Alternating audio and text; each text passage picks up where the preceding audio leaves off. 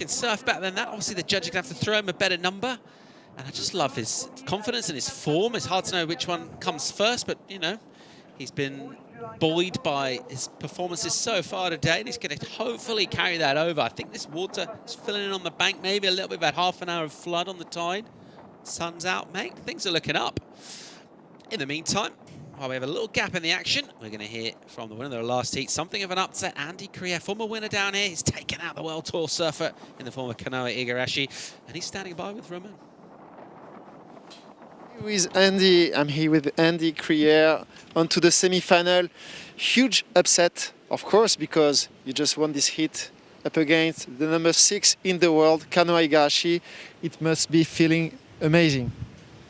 Yeah, for sure, it feels good. I was just thinking on making my heat because with a guy like that, like Kanoa, you never know what's going to happen, pretty much. He can, in the first 2 waves, throw some huge airs, and I was just trying to get some waves that allowed me to put couple turns, mostly on my backhand, because I was thinking it was going to be the easiest just to make my lines a bit shorter and still make good turns. I could find couple just at the right side of Kanoa. I saw he started with an air, with a 5. Then I got a 7, and that gave me the confidence just to try to improve my backup. And yeah, do my best with the priority and control a bit the situation of the hit. That's it. Reading the ocean, being precise.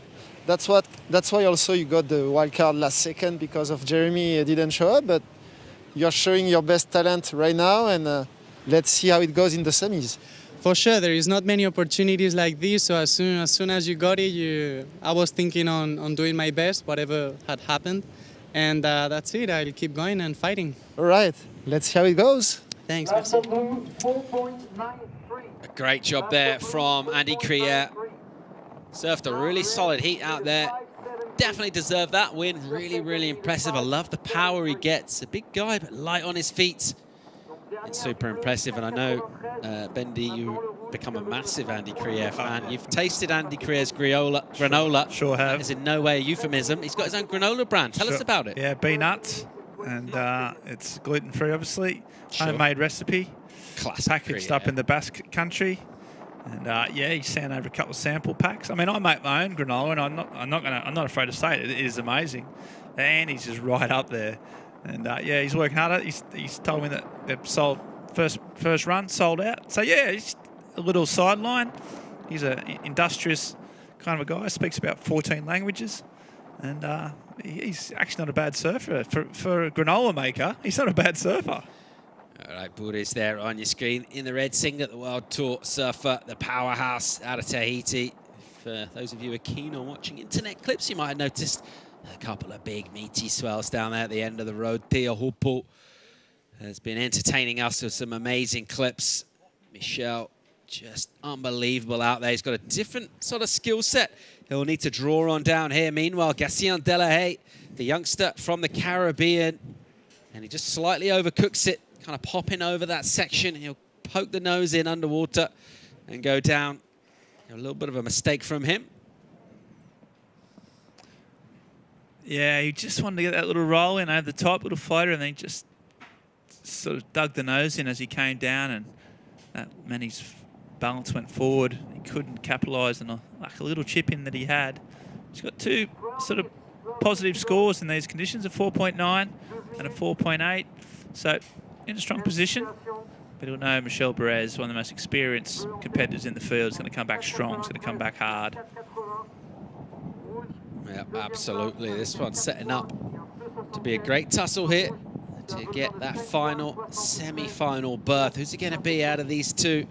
Johanne Defay, Michele Bourez in pretty crossed up, tricky conditions. Let's see who can make the best of this and squeeze some of that potential. They will have been buoyed if they've been paying much attention to see decent numbers coming in, a 7 for Andy. So there are scoring potential sections and waves out there. But you do need to try and find those diamonds in the rough. There's quite a bit more rough than diamond right now.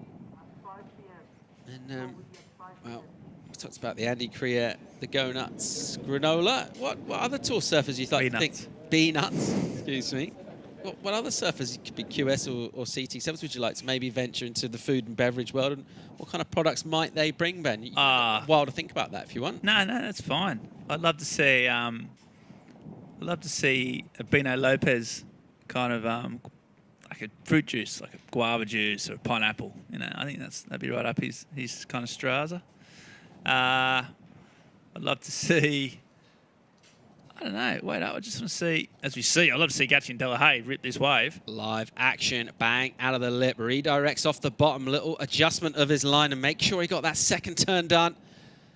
And he just squirts that board nicely around the critical sections, keeping it crisp. Very precise. Little error from him on the previous wave, made amends by finishing off. And he is our heat leader currently with plenty of time left to go.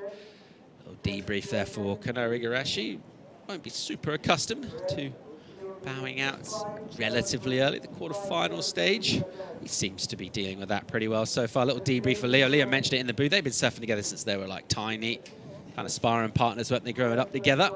Cool to see them both now on the world tour, all grown up and just ripping waves apart all over the world. Classic shots of those, you know, like 9 and 8, you know, like sponsored by Quicksilver when they first got sponsored, these tiny little groms that have been mates ever since. So, yeah, really strong, firm friends and sparring partners, you know, pushing each other all the time. Back to the beverage chat or food. What about Pauline's porridge? Good. I think they could go, you know, I have to have a chat to Ado or her people, have a chat to her people so they can come up with. Gatien, just out there, we've been talking about his new kind of maturity, and this is a good test for him, actually. De La Haye 2.0. Yeah, I think, you know, he's matured a lot. He's got that new sponsor came in last year. That helped him focus. And, yeah, he's got that deadly backhand. And as we said in this set, he's not afraid to go big on his forehand either. So some chunky sets coming through, almost unrecognisable from the glass we had this morning. A real extreme swing in all sorts of ways. And our surfers just making the best of what the ocean throws at us. Of course, prime season here in Europe. It doesn't mean you're necessarily going to get great waves all day. Let's see what Michele Bourez has got here. It'll swing off the bottom, belts a meaty section. You see him get super low, and those ample thighs. He needed all of those to absorb the impact on the recovery. Right behind him, De La Haye, hollow section. And he'll pull through the back as that one goes pretty dry on this low tide sandbar down here. Yeah, some sucky little, punchy little corners there that they found. Michele, late takeoff, came around the foam and then absolutely trademark hammer blow. Only one turn though, but still, it might be enough to get him to the lead. Yeah, it is. Comes in as a 5.83, and it's the high score of the heat so far, under the 750 mark. Bourez out of Tahiti, and he's been in pretty good spirits all day. Looks pretty cruisy, not taking this overly seriously in terms of implications, but obviously these guys just love winning. And he's got himself back in the driving seat with a solid 5.83. Meanwhile, don't count this man out. De La Haye, little clip turn off the top, and then that gargle will just undo him at the bottom of the wave. And he'll quickly reprocess, get himself back out there. A real short paddle back to the lineup. But Michele Bourez now, that big number for one big turn. It was a super critical section. The judges, I think, really thinking a lot about degree of difficulty in that maneuver.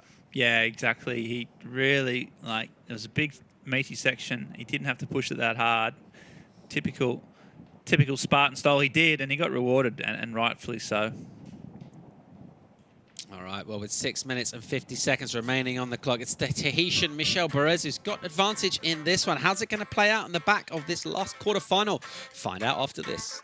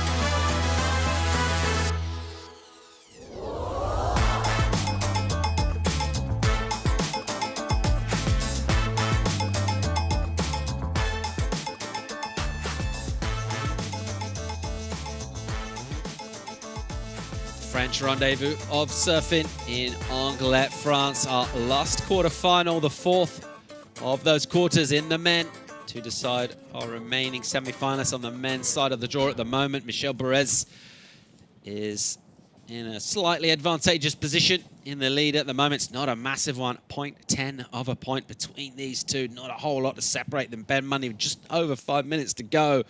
Has Gatien De La Haye 2.0 got it in him? Yeah, most definitely. Yes, most definitely. He's got it in his locker. He's got big manoeuvres. He's got big turns. He's just managed to fall off on a couple of those little chip ins. If he gets one big section, I think he'll be able to get a 5. He's having to throw at this, so here we go. See what he's got. Nice on a little wedgy side wave, helping him down the line. That's beautifully done, and unfortunately for him, won't get the landing stop. Meanwhile, out the back could be added danger here as a meaty section presents itself for Bourez. He'll see De La Haye on the inside, and he'll decide, you know what, I'll get out of there, and I'll try and snaffle that first prio, which I'm fairly confident he's going to do. He'll do that by getting himself in the line up first. The priority judge will award him. Let's have another look at De La Haye. Yeah, drives down the line, just goes for it, almost sticks at the too quick a rotation. We're talking to Leo Fioravanti, said he almost pulled a massive one this morning, he saw, so but couldn't spin it around. It would have been interesting. Needs a 4.91. The judges probably would have liked that. They've been rewarding progressive aerial manoeuvres today if you stick them. It was tail high, wasn't it, crucially? That's what they tend to reward rather than those flatter spins down to the flats. Did get that tail nice and high. Let's see, with some waveforms shaping up and some serious bumps, just kind of chewing that one apart. The peak there, 3:45 remaining, and this one's still Bourez of Tahiti of our championship tour at the moment, leading this one. Got that 5.83 for one big, and he absolutely belted it. A big hit. De La Haye really doesn't need much. Needs to come slightly under his high score. 4.91 the requirement. It's a low number for him. Time not on his side. And I think we might see him go above some more sections should they present themselves. Priority doesn't seem to be a huge factor really at this stage. Waves kind of popping up on the inside, a little bit all over the place. De La Haye would dearly love just to get a bit of momentum in the French Rendez-Vous of Surfing. Let's see if we get some waves shaping up here. Bourez, here he goes in red. And he'll use that priority. Not to great effect, as the wave will just kind of shut down and rattle away. Now, De La Haye, can he make this count? He'll sit there in the lineup with just over 240 to think about what he needs to get done. Meanwhile, Bourez will join him again back in the lineup. So a semi-final berth up for grabs. Who's going to take on Andy Criere in that second semi-final? That'll complete all of our semi-finalists, because the women's already been decided. Yeah, a bit of a mistake there for Michele. I know it's every wave's a bit of a lottery out here at the moment. You never can tell, but he'd sort of fought hard to get that priority, and then he gave it away on a wave that didn't offer anything at all. So unlike Michele, the experienced CT campaigner, and he's just left the door open for Gatien, and he's got 2 minutes. Looks like he'll have one opportunity. We'll see how he goes. Bourez having a paddle here from under Gatien's priority. He'll swing off the bottom, looking down the line. Bang! Oh. Lethal hit up in the lip. Just uncoils and unleashes. Meanwhile, here's De La Haye on a more down the line kind of wave. And that one, the energy, was kind of just draining away laterally. And that wave got kind of small and really tight through on the inside. That's not going to be what he was looking for, but he'll probably get out the back. He's good in the booth, isn't he, Maxime Housteneau? Great analysis from Max. Mate, he's an excellent. Yeah, I was like, actually, he was a bit too good. I thought, to be honest. A, he's a talented surfer. B, he can break down a surfer's technical style with amazing clarity, all of which I didn't appreciate, if I'm being honest. But yeah, no, he's really clever. He's always been a tactician and a big on the technique of surfing, and yeah, he broke it down well. 1 minute to go. That priority, for all it was worth, Michele got that wave under priority, so it just goes to show it's not always the gift you think it might be. Under a minute to go. Squeaky bum time for Gatien De La Haye. Michele Bourez with that lead at the moment. And the requirement for Gatien, it's just nudged up slightly, actually. Scoring for Michele does improve for him. He gets that 4-4-3. Here goes Gatien de la Haye with 30 on the clock. Big first clip. And again, it'll go vertical. We'll get a little inside double up section here. And he'll get a third turn in. Wow, good surfing given the conditions. So the requirement of 5-3-4 bend, 3 turns. The first 2 wasn't the steepest section we've ever seen. Nevertheless, judges will have a think about that, give him a number. Meanwhile, Bourez not wasting any time. He'll go for a punt. He'll get that rotation done. We saw it this morning. He means business, doesn't he, Michele? Given the conditions, not his strengths, but he's been really busy. Got the right waves. Some scores to come in, though, so it's going to be tight. An amazing little flurry towards the end there. Really exciting. One of the best sort of finishes to a heat we've seen in a while. So both surfers really going for it. Well, Gatien has got the score. We're having another look at the scoreboard, and he did so well to stick at this. It actually looked, that opening section looked a lot steeper from that angle. And guess what, Mundy? He's gone 5.97. Now the requirement for Michele, 5.08. That looked like just a wave in and a sort of speculative air reverse, but actually now he's going to need a score, and the requirement is 5.0. And he gets the score, so the lead changes hands, and then it changes back again. Michele Bourez stomping that rotation. He made his heat this morning with an air reverse. He's made his quarterfinal with another one in the dying seconds of the heat. How about that? I'm absolutely blown away, because if you said to me, when was the last time Michele Bourez won 2 heats back-to-back doing aerial reverses on the last second, I would say, well, it's never happened before. And it hasn't. And Gatien is understandably disappointed. He was so close for like probably 3 seconds of the heat towards the end. He'd won it. And then old air whiz, Florence Bourez, just taking to the air and taking him down. Gatien doesn't seem very... I love how it means a lot to him. Not happy. Yeah, he will be disappointed. He gave it his all. He needed a score and he got it, but there's not much you can do if your opponent, Michele Bourez, gets himself a wave and surfs it to his best, because that's lethal.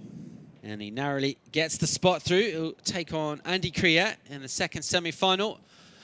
And that's going to wrap things up for our 4th quarter-final. Official results are in. Michele Bourez. And what a cool little swing, the ding-dong battle in the final minute, Mundy, to decide that one. Gatien in the lead, and Michele taking it back. We've had word from the powers that be, the head judge. We're just going to go on hold for just under an hour, actually. We're going to go on hold till 5 p.m. So we're just going to wait for that tide to fill in. Look how flat that sandbar is. And with that tide filling in, it's just going to put a bit more water on the bank. Hopefully, get fewer closeouts, more waves that can kind of peel along. So we're shortly going to be going on hold until 5 p.m., which is in about 50 minutes local time. Let that tide come back in. Hopefully the wind will back off a bit as well. We're set up with our semi-finals remaining, so we've got 6 heats to go in this one. Chance of wrapping it up today. Maybe come back tomorrow as well. Let's see. We're going to go and hold back at 5. Before we do it, we'll hear from Michele Bourez. But what do we think he's going to say? He's going to be pretty stoked and maybe have a little chuckle that, you know, he's not known as the air guy, but what a performance. Oh, amazing performance. Clutch surfing, using all of his considerable skills. So, yeah, I'd love to hear what the air guy's got to say about it. And that's been a big day of competition so far. We're going to hear from him shortly. Stay with us. And we're also going to go and hold until 5 p.m. and just work out exactly, we have run more competition. Can we get through the day? I think at the same time as assessing what we're looking at out here, we've always got an eye on what's coming tomorrow. There is a bit of wind coming as well tomorrow, Ben. Things could get tricky, so that's going to play quite a big part in the call from our head judge. Yeah, most definitely. It's sort of the old bird in the hands with 2 in the bush almost. Yeah, there's waves tomorrow, but there's wind and it's a bit more problematic to call. So I think they'll assess, as you're right, it's kind of dead low right now. So we've got an hour on the push. It comes in quick, as we know here. And I think, I mean, that last 5 minutes of that heat, I think there was even a few openings. We saw Michele and Gatien sort of get plenty of sort of 6-point rides in the last minute. So fingers crossed, I'm hoping we can finish this up today. I want to see Italo in the semis. I want to see Gatien. I want to see... I want to see it all, Paul. Yeah, there's a lot of cool storylines coming through here in the French Rendez-Vous of Surfing, and that's what you got when you got CT-level talent. A bunch of them in the men's side of the division. That man there, well, just shows what experience and competitive savvy can do. Well, I tell you what, let's go down and hear from him. He's standing by with Franck Lecaz. Yeah, Michele. Everyone was watching the screens, waiting for the scores in the dying minutes. What an exchange. The hit before, you won in the last minute with a hair reverse. And you just did the same. This is the first time in your career, in your whole career. You know, you have to put your mindset on the QS mode. You know, it's not a city level, right? Not a city level. I mean, just the waves are really bad, and it's different. You know, like I've been surfing the beach break of Papara where I live most of the time, and the waves are pretty bad, but better than this actually. Yeah, well, we got to go to the end because it's getting worse tomorrow and the day after, even worse, falling storm. So we got to wrap it up. But still, you are performing well in these type of conditions. Your first victory on the WCT was in Brazil, in Rio. Similar conditions to this. Well, they kind of suit you anyways. Yeah, Rio was my second win, but I mean, it's a lottery out there. You know, like if I didn't catch my last one, I wouldn't have made it. It's one of those days where you have to surf till the last second, you know, because there's so many waves breaking around, and you just, if you don't give up, like magic can happen, you know. Still enjoying your time here with Vahine, with Kaoli, having a good time in Anglet. Yeah, for sure. You know, like the weather is bad, but you know, the vibe is amazing. Always good to have all the Tahitians around, and my friends from here, you know, Johanne, Matthias, and Ramsey, all the boys, you know, like everyone is pretty stoked just to be here all together. So I just hope they might run like sooner. Yeah, I know. Well, we have to go on a break anyways. Well, we'll see you in the semi-finals for more hair reverses. Yeah, I'm doing it. Thank you, Michele. Classic Bourez there, Monday. And let's reflect back. We've talk about 4 seasons in one day. It's autumn here, prime season. We've had a little bit of everything. It feels like a long time to get those glassy conditions this morning. It was so clean. It was just, light offshores, even swell. The high tide was up, so it was all quite organised. Yeah, it was absolutely delightful. But as you say, in this part of the world, it can change so quickly, so fast. And over the course of the day, we've seen so many different conditions. But there's been some amazing surfing. Well, we talk about the depth of field for the men, but of course we've got a championship surfer in the Jeep yellow singlet, Johanne Defay. She's been ripping all day down here as well. She's been super impressive, as we might have expected. Yeah, she looked fired up. She's the top seed. She's got a real sort of spring in her step, and she's just really happy to be competing. So yeah, she looks dangerous. And who else do you like on the women's side of the draw or other semi-finalists? Well, it's hard to go past Paulina Doe. She's a local. She's had so many CT years. She's experienced. She's focused, and she knows the break. So I'd make her pretty dangerous. Men's side of the draw, of course. I'm not going to allow you to say Italo, but who else do you like from our remaining semi-finalists? Leo, we had him in the booth. He was good in here. He's been even better in the water. Yeah, I mean, I think if Italo is up against Leo, right, I think the winner of that's got to be obviously the unbackable favourite. I think in these conditions, those two have been the best surfers. They're fired up. Andy Criere and Michele are dangerous, but I just think between Leo and Italo, you've got all bases covered in all conditions. So we saw Kanoa. He was one of the second favourite. He's one of the world's best surfers, obviously, and he got taken out. So the surprises can happen, but yeah, I think I watched that first semi-final, and the winner of that, I'd put my house on it.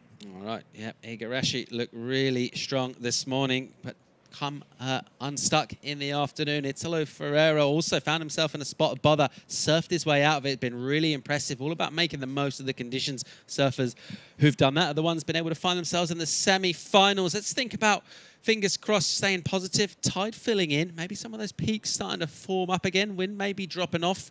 We're going to go on hold until 5 p.m, so that's about 45 minutes from now. So not a long break. You've got about enough time to pop the kettle on, make yourself a cup of tea, or maybe a pot of tea. Grab a sandwich, join us for more live action. 5 p.m. local time. We're going to go to highlights. Enjoy those. We look forward to seeing you back right here in about 45 minutes' time.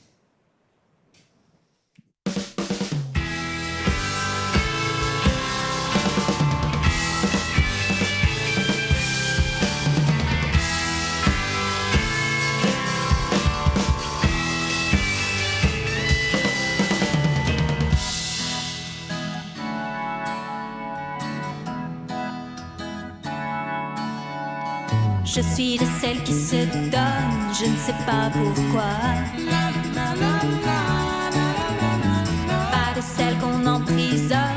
avec une bague au doigt.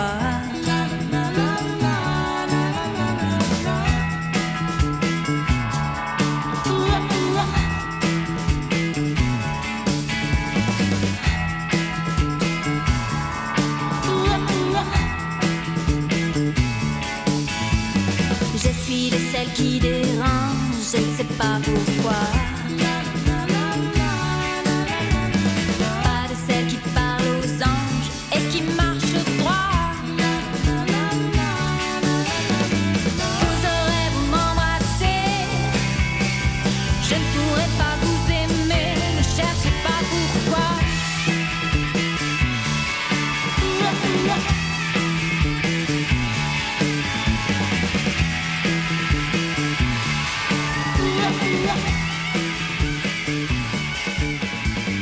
Je suis de celles qui s'envolent, je ne sais pas pourquoi.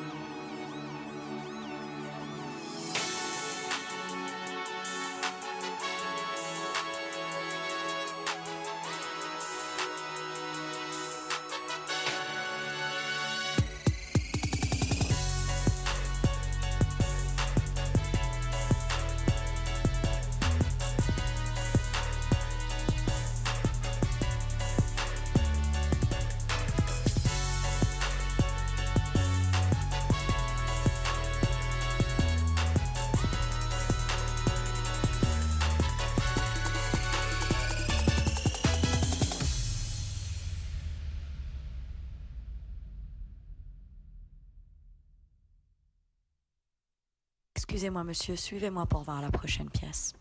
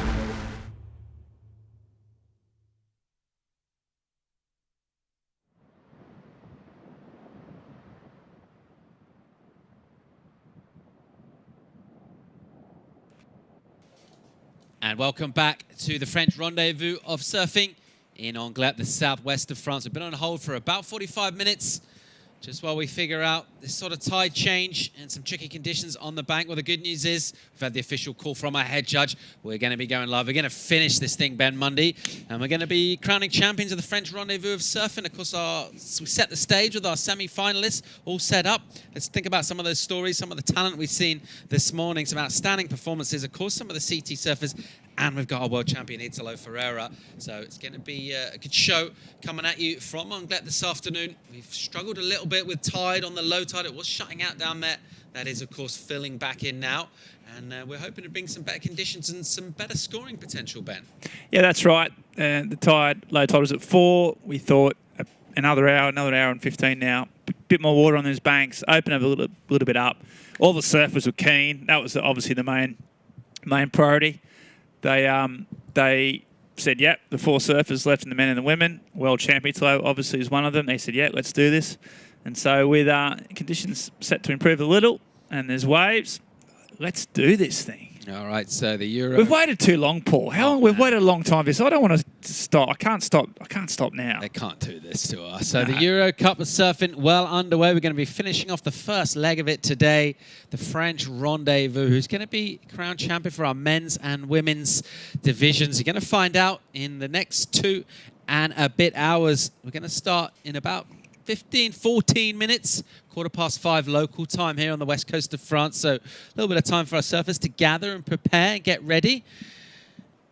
And we're going to have a look at episode 2 of the Anglet series that, Ben, I know you were involved in. You're quite proud of it. A little bit of a cinematic triumph from you on the QS that was running here the last few years in Anglet. I think it might be award-winning series, I think is what they've been calling it. But yeah, a bit of a history that, Vincent Kardasik did, and it's a great little insight into this era and this surfing world.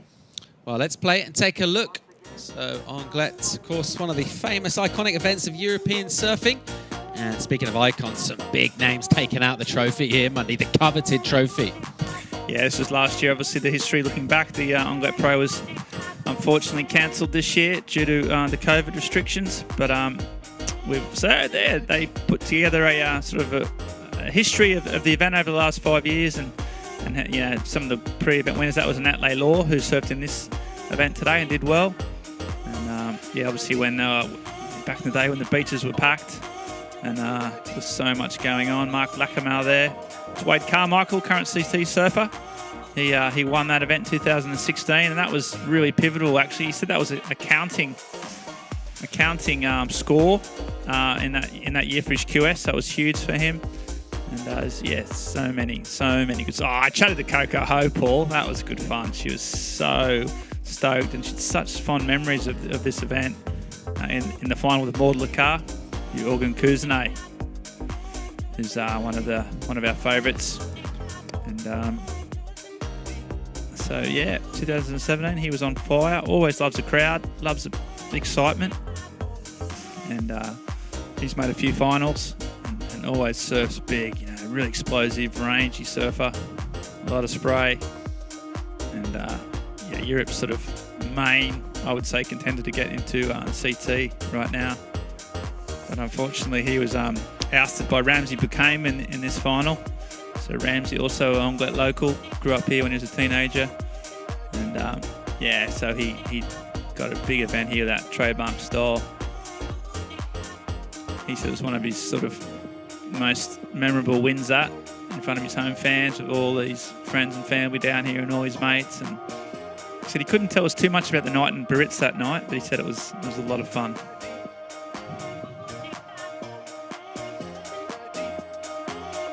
Smooth board shorts.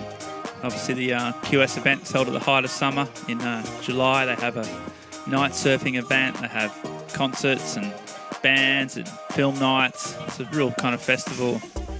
And, that man Gatien just got beaten the very last moments here by Michele Bourez, just the last hit of the day. He's a winner here, and he really loves this place and the waves and the people. And you can tell why with some of the performances here when the waves are pumping through a lot of these events. Real showman as well. Loves the crowd, and there's always big crowds down on the beach back in these days. Okay, and there's the local Julien Theron. So Julien, the local lad, is the lifeguard here on the beach. And he got some cracker waves in this 2016, and the roar from the crowd when he got a few of these waves was amazing. This was also one of his highlights. He was so stoked. There he goes, getting tubed off behind the rocks, and comes out at that angle. That's what Anglet can do. They can throw up some meaty barrels, and no one better than Julien to thread them, and there his mates going crazy on that. You weren't actually allowed to wear T-shirts if you're in that section of the crowd. It was rigs out only. Yeah. Theron's fan club is T-shirt free, yeah, he was so stoked. I mean, they made him take his shirt off just after this, but yeah. So anyway, that was a great series put together by our mate Vincent, and yeah, it was just a privilege to play a very, very small part in it, Paul. Oh, a new chapter of the Anglet competitive story is being written right here today at the French Rendez-Vous of Surfing, and obviously a speciality event, not QS points up for grabs this year, but we've got such an array of incredible CT talent, and really looking forward to some of those performances. We've got women's semis coming up. Then we're going to go into the men's. Of course, Johanne Defay in the women's side of the draw, representing the championship tour. She's been really impressive here today. But who else do you think, Ben? Who do you like the look of coming up in the semi-finals? How do you like the first matchup between Maud Lecar and Johanne? Yeah, I'm loving it. They're good friends. They're about the same age, surfed together since Maud said they were like in the pro junior days. Obviously, Johanne Defay is the Jeep, wearing the Jeep leaders jersey. She's a top seed in the event. Has to be considered favourite. But Maud Lecar, so experienced. So she said she spent the last off-season, she's never surfed so much. She's been working on all aspects of improving her surfing. She didn't use the downtime just to chill out. She actually got working on her airs and being progressive. So she's coming with a pretty fresh mindset. So it's going to be a very tough battle. And then let's flip over to our second semi. We're going to see the local Pauline Addo, formerly of the Championship Tour. She's going to be taking on Vahine Fierro, who's been one of the outstanding up-and-coming talents. What a matchup that looks like being. Yeah, exactly. Ferreira's been so impressive. She's been absolutely ripping on both forehand and backhand. She's got that support, as we talk, of Michele. So, yeah, she's dangerous. And Pauline, the local lass, so experienced. But, yeah, I think she's going to have to up a game to get past that one. And then men's side of the draw, of course, we talked about Italo Who's as that? well. Italo Ferreira. Never heard of him. Cheap yellow jersey. Was good value in the booth. He's been really good value in the water. And I think, Ben, he might be a little bit fired up from that close call that he had earlier. Let's see if we have poked the bear and made him angry, see what he can produce. And what everyone's surfing for, as well as, of course, the prestige of taking out a win here in the first stage of the Euro Cup, is our trophies. And we've got some pretty special trophies. We're going to take a clip and check out exactly what's going on behind the trophies for our French Rendezvous of Surfing. A special gift. Yeah. They will be awarded a maquila. What is a maquila? A maquila is a stick, and it's only made on order. The maquila is deeply in the Basque country because it's given during special ceremonies, such as weddings, retirement parties, anniversaries. It's made of melder wood and precious metals, such as silver sometimes, and horn. Ici, on fabrique des maquilas. Donc, les maquilas, c'est les bâtons traditionnels du Pays Basque. Et on fabrique cet objet depuis plus de 200 ans dans ma famille.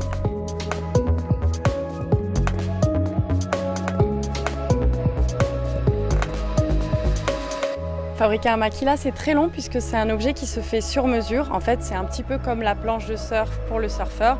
Il faut connaître la morphologie de la personne pour lui adapter le maquila.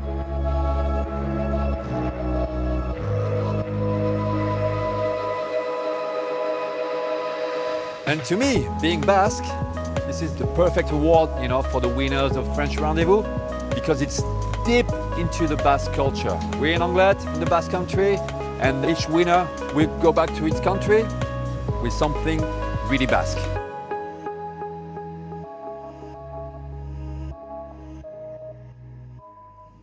Well, let's welcome that man back into the studio. Frank Lecaz, some cool insight there into the maquia behind the trophies here that our surfers will be awarded. And, well, what a cool little sort of piece of custom art, really. Someone, for men and women, are going to be taken home with them. That's awesome. Exactly. As I said in the clip, it is, honorary gift that you give for special occasions, and the story behind the maquila is that at first it was used by the shepherds in the Basque country, and the thing is that is nowadays custom made with special materials such as for the wood, for instance, it's a meldar wood. I learned a new word in English, néflier in French. And that's the one that the winner in the ladies division, she's going to take away.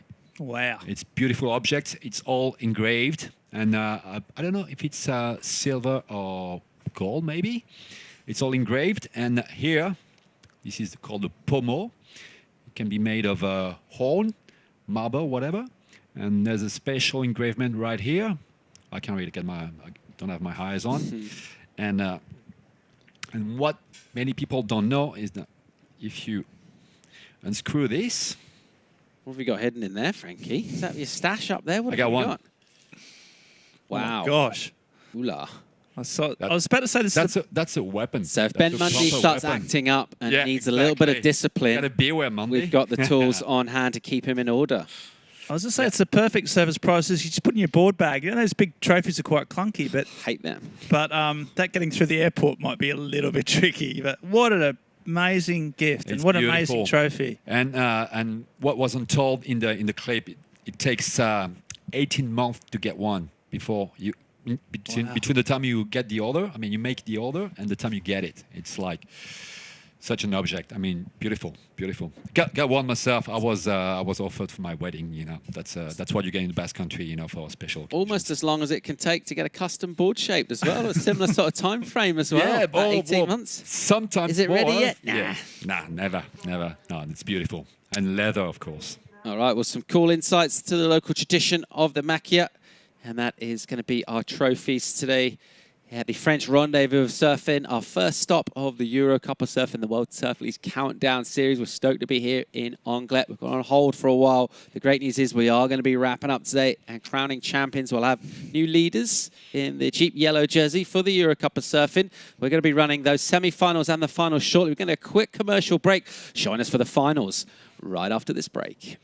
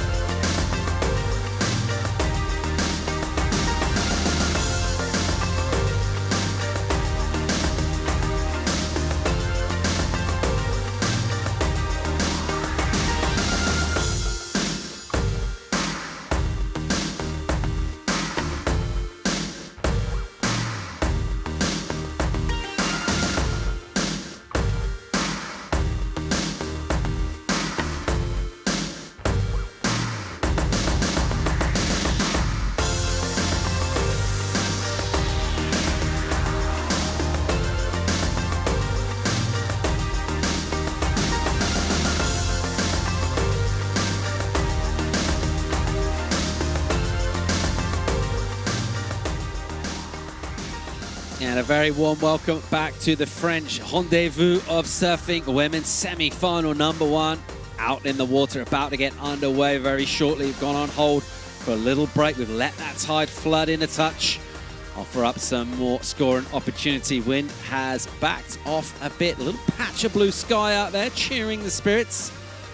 And out in the water, let's set that heat. We're going to see in the red singlet, Maud Lecard, representing France from Saint-Martin in the French Caribbean islands, taking on another tropical islander in the form of Johanne Defay, wearing that Jeep Leaders yellow jersey, number 8 in the world on the championship tour. And our top seed for our women's side of the draw finds herself in that first semi and taking on an informed Maud Lecard, who will just catch up with, finishing off a ride. And we mentioned that she's been super nimble and kind of able to react pretty quickly to sections. She's going to need to carry some of that form over Monday. Yeah, exactly. It hasn't changed a lot. I mean, she surfed in often the very clean conditions early on in the day, but now it's still similar in the terms you've got to get up, you've got to get your skates on immediately. She's been managing to do that all day, so she'll be confident. She surfed well. It's the first wave of the day, that flame board we've seen all day, and that wave just doesn't quite S-turn to her sort of what she wanted to do, and she kicks out, so not a good start. That gives Johanne Defay, the Jeep leader jersey, the priority. And, 20-minute heats again, Paul, so you haven't got much time. And you'd think, after that long break that everyone's had, all our surfers on our tours and various other sports as well, with time off now, with a couple of heats already under her belt for Johanne Defay. Should be just starting to feel in that kind of event mojo coming back as well. That could be dangerous for Maud, because I think Johanne will definitely be thinking she wants to go all the way for a win here. And she likes surfing heats. She likes making heats. And she's been looking pretty deadly so far throughout the day. Can she finish off strong this evening? Don't need to question her sort of strategy, her tactics, her kind of mental focus. That's all there. Her surfing looks razor sharp as well. Here she goes, having a look at her left, the backhand that we've come to love down the years from Defay. And unfortunately, to no avail on that particular one. Little crumbly section in front of her. And she'll eject out the back. Yeah, she's had some big results on her backhand, hasn't she? Fiji, I remember, she did really well. She's won some CT events. I mean, she's been a real standard, flag bearer for Europe on the CT for the last 5 years. Really established herself as a, one of French, or Reunion Island's best ever surfers. And Europe's most successful ever woman surfer, one of the most successful ever of either men or women. Hasn't needed the QS to re-qualify, so maintaining top 10 status every year. Really, really impressive from Johanne Defay. And great to watch in all kinds of ways. She's got that versatility that your 21st century pro does require. And good value, whatever the conditions are. Asking a slightly different skill set from her today in these kind of crossed up, tricky beach break conditions here at Anglet. Bit breezy. Bit of wind and chop going up the face. Let's see how she deciphers a tricky lineup here at Les Sables d'Or in Anglet. Here she goes, looking at her right-hander now, Johanne Defay. The Jeep yellow leader jersey, banks one off the top. Nice little spray from her. This wave will go into a bit of a hole. Meanwhile, out the back, Maud Lecard having a bit of a sniff. Decides not to bother on that one. Not enough scoring potential. And I think, we talked about it all day. The surfers have been getting busy. Seems to be the right tactic. I'm pretty sure it's going to be a similar kind of thing in these conditions, Ben. Yeah, that's right. Just looking for those little chip-ins, which Johanne got here. And then one big turn. Looks strong, but unfortunately no more action. You see her here. She's eyeing up a section. A lot of spray here. That's a tiny wave, but she really puts it back into it. Yeah, so that's exactly right. I think you can't really stick to a section of the sand. You just got to go on instinct a lot. If you see any type of wave that you think's got any type of potential, you've got to go.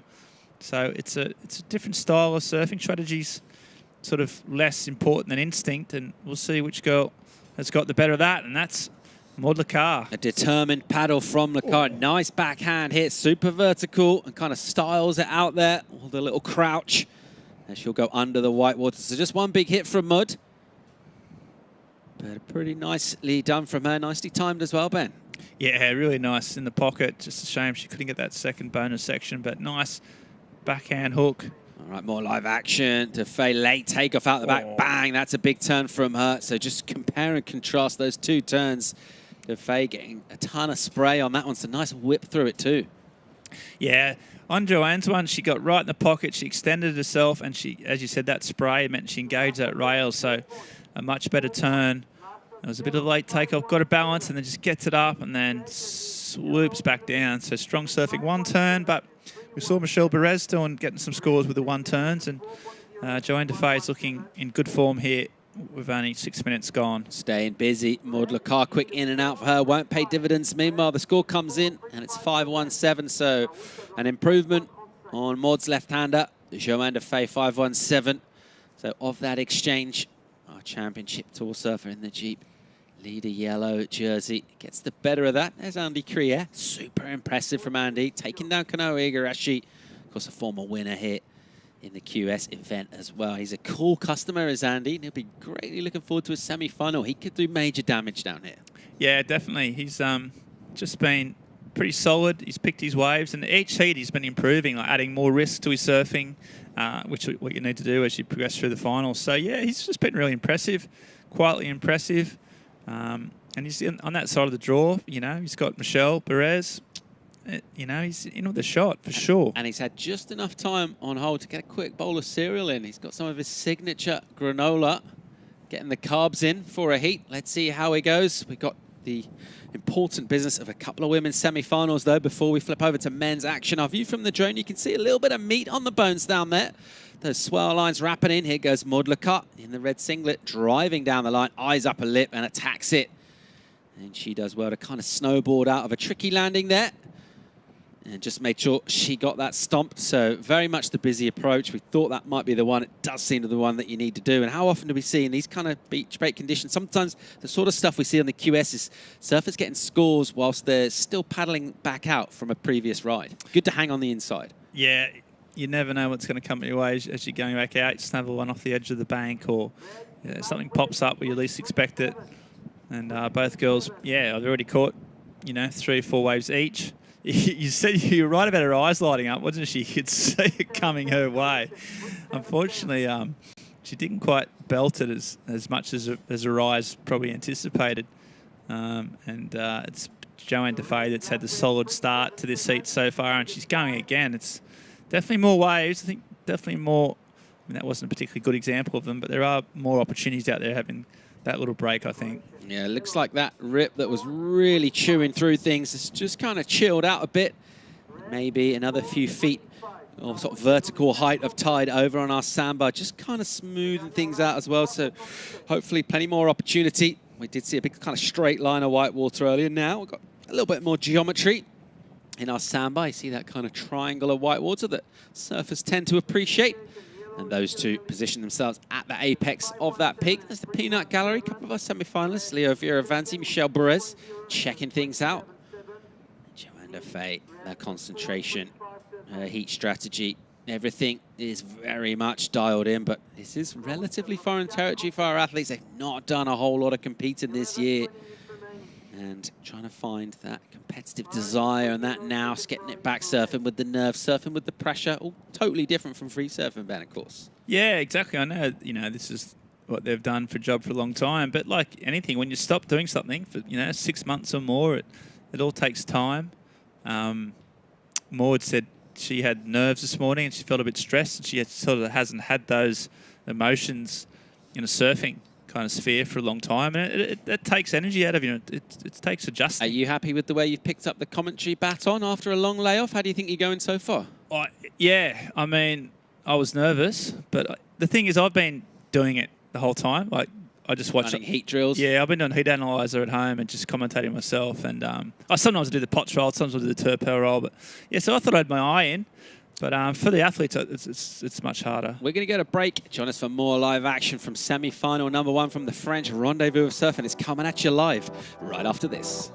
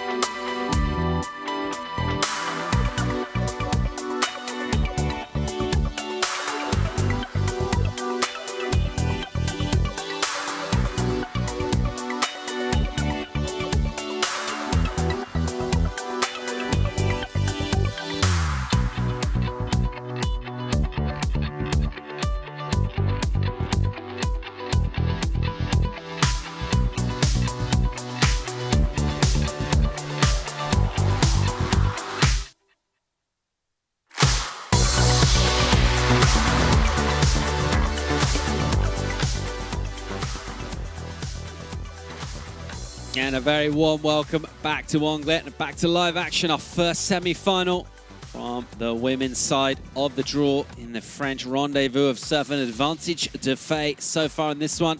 Surfer out of Reunion Island, veteran on the championship tour in that yellow Jeep leader singlet. And look, with a bit of grit, Maud Lecar having a concerted effort to paddle herself into position there. Doesn't quite happen for her.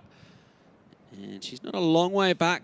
Very modest score, the requirement at the moment. Plenty of time left, but just a 4.35 Maud needs to get into first place over Johanne Defay. Japan does have that priority, although at the moment there's a little bit of separation. Prio, not of massive significance.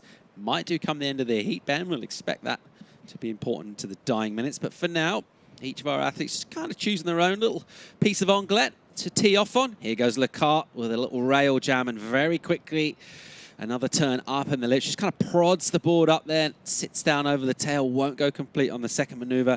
It's not going to be a score of massive significance. No, she got the old 2 for 1, but they were sort of too quick, weren't they? And she couldn't make the second. We see Johanne moving over now. Yeah, that priority thing, when we were talking to Leo Fioravanti, he was actually a little bit upset with Callie Vast. She see that wave, so you get that one in there, and she has to readjust really fast, and she didn't have enough time to make that adjustment. But Leo was like, Callie Vast had priority, and he didn't sit on Italo, and you just can't afford to do that with a world champion, and you can't give him any an inch. And all these competitors are straight into that mindset where, you know, come the closing moments, you've just got to do whatever it takes to shut your opponent down. And he thinks a bit of inexperience from Callie may have cost him that heat. And I think you'd be very surprised if you see any more of those type of mistakes in the semi-finals from those experienced competitors. Under the 7.5 minute mark. And we are essentially, as we were scoreboard-wise, still Defay with not a massive lead over Maud Lecar. So our two French women flying the French tricolor. One of them will be making it into the final. Will be taking on one of another two French surfers, Vahine Fierro, out of French Polynesia, representing France, as is, of course, Pauline Addo, based right here in the town of Anglet. She knows this wave absolutely inside out. She'll be coming up in the next heat, the second semi-final. Meanwhile, a couple of waves shaping up on the banks. Been nice and busy, this one. And here goes Maud Lecar. She'll drive down the line, look for a section. She'll take on the lip, gets nice and high, and just make sure she negotiates through that little explosion in the white water there, so she does get a complete maneuver. Let's think about that requirement of 4.35. Has she asked enough of a question of our 5-strong judging panel? I don't think so. I think she had one section. I mean, well, I tell you what, though, if she just got a bit of release of the fins, she did make it, but it wasn't a particularly clean sort of entry. So, yeah, I think she might struggle to get that. 2.97 comes in just under a 3, not enough. And it's just going to talk. The clock will tick away. And that requirement for Maud Lecar will remain just up there in a mid-range 4. As the clock will run down under that 6-minute mark now. Drone bringing us these beautiful shots all day of the lineup here at Sable d'Or, Anglet, down on the southwest coast of France. Prime season in France, autumn is when we get Atlantic groundswell still with warm water. Generally get some offshore winds, but of course we did have that this morning around about till midday, and a little bit of a storm front's blown in. The good news is we do still have waves, and we're going to be wrapping this thing and crowning champion for the French Rendezvous, men and women, in around about the next 2 hours or so. We've got about just over 2 hours until nightfall here, around about 7:30 local time, where the sun dips below that western horizon, down towards that 5-minute mark now. And Johanne Defay will be feeling vulnerable with a 3 in her total. She'll be wanting to get rid of that at the earliest available opportunity. She hasn't had much opportunity for a while. Let's see the sets stack up here Monday. But if one thing we know about Defay, she knows how to close out a heat. She sure does. She's gaming her competitor there, Maud Lecar on the outside, and that's a bigger turn. Can she hang on? Again, she's made it. Not particularly clean, but she hit it harder. That was definitely more intent, more aggression. That'll make the judges at least think about it. Is it enough? Maybe not, but the intent was there. Similar sort of stuff with Maud arriving quite late, kind of getting the completions quite late after the whitewater as well. Meanwhile, live action Defay, spray off that rail jam. There's another nice one. The judges have been lapping up combinations of turns all day long, and she could make that situation a bit harder for Maud Lecar here. She waited a long time for that wave. She picked a section. Yeah, she did. And as soon as she saw that 2 sections opening up for her and being the absolute, well, being one of the world's best surfers, she made juiced every ounce of those 2 sections. So, yeah, you're right. Combinations are important, and she's further going to increase her lead as she has done. So, yeah, really, really good, smart, strong, fluid surfing. High score of the heat for Johanne Defay in the Jeep leader yellow jersey. 6.33 for her, so Maud does get a number of 4.43, but only really improved her standing in this heat temporarily before that score locked in for the woman on your screen, Johanne Defay. And she's opened up a bit of a lead now, but a bit of daylights on this one. Just over 3 points, the difference between these two surfers at the moment. Let's check out the heat recap, see the story of how our first semi-final's gone down Monday. Yeah, so Maud Lecard up first, nice in the pocket. Just hasn't been able to get that second section. That's really cost her in this heat. So here she goes again, gets one in there. That was 2 for 1, she can't hang on. Meanwhile, out the back, that's a nice big sort of pocket bash. And then another one here, nice sucky takeoff. She gets one hit at it, one bite at the cherry. Tell you what, she didn't die wondering. Bit of a messy entrance, and then this is the one that's given a lot of breathing space. Drops down, first turn's really nice, a lot of spray, and then the second one is right in the pocket. So with that, she's increased the lead, and she's looking pretty good to go through to the final. It's the first ever final, the French Rendez-Vous of Surfing, Paul. The difference between the two has been the combinations. Here's Maud Lecard again, and once again, it's really that just one hit up into the lip. And you saw Johanne, she's doing that first time, she was already eyeing that next section down the line. That's basically been the difference. Maud surfed really well. She is super light on her feet. She can make those important adjustments. She's good at landing turns in tricky section of the waves. She does need to get a little bit of a combo or just something with a little bit more opportunity on rather than those one kind of late hits. Let's check out her last wave. Yeah, really strong again in terms of technique, but just hasn't had those opportunities. Those waves haven't opened up for Maud. And as a result, she's needing a big 7 now. She's going to need to put it in a combination of scores to do that, unless she does a big air or something. So she's in a bit of strife. Johanne Defay, the Jeep leaders jersey, and the world number 8 top seed. Looks like she's marching on to the final. She's always been the person to beat, and that hasn't changed. And here she goes again. Live action, Johanne Defay cracks one off the top, goes straight into a next bottom turn with a ton of speed. That was vicious. Stop it. Oh, and she can't make it. Wow. Dynamic surfing there from Johanne Defay. She won't be deemed complete on that second turn, but I love the way she just kind of blew that tail out the back of the wave there. Real sparky here, Monday. How'd you like this second turn? So close to completion as well. So close. That would have got it right up. You see it here. So that's a good turn. But this one here where she just comes over the top of it, and then look at those fins out, and that's what just made the release. What made it exciting, but it's also what made it fall off, unfortunately. But I think with 40 seconds left to go, Maud Lecard needing a high 7 or 7 to advance, she's still looking in a strong position. But it's not over till it's over. Let's not count her out, but she's going to need to show her best surfing in this semi-final. She's just about enough time to get a wave to do it. She's going to need to find a good section. Let's see what she's got here. Just trying to negotiate the lineup under that 30-second mark. Can she find herself an opportunity? 7.07, that's where you'd think a couple of big belts linked together nicely. The marker from Johanne Defay, the 6.33, a combo of turns. Maud's going to need something slightly better than that, and time is not on her side, Monday. She needs to get her skates on under that 10-second mark. She just needs to go something now. She'll need this wave. Here she goes, and she's done exactly that. But wow, she gets the first turn in, and she's waiting for a second section. Finally gets 2 waves, but it's not going to be enough. You can see the disappointment written all over body language. She's fought hard. She surfed well, but unfortunately, she's just never got those openings, and she's been schooled by one of the great surfers in European. You know, there's no absolute, you know, she shouldn't feel too bad getting beaten by Johanne Defay, but she'll be obviously disappointed. But Johanne Defay is our first finalist of the French Rendezvous of Surfing. Yeah, we'll just wait for the judges' score to come in and make it official, but we didn't see anything like the order of a 7-point ride on that for Maud Lecard. So Johanne Defay in that Jeep leader yellow jersey. She wants to hang on to that and be wearing it in Portugal as well. The Euro Cup of Surfing. And it's a strong performance from Johanne. She waited a long time to find that 6.33, surfed it so well. 11.5, a healthy total. given the conditions, Maud Lecar's looked strong throughout today. She'll be disappointed.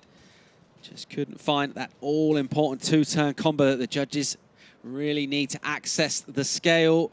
We're going to go to an ad break. Join us for more live action. It's semi-final number 2. It's Pauline Addo taking on Vahine Fierro. What a clash that looks like it's going to be. Join us for it right after this.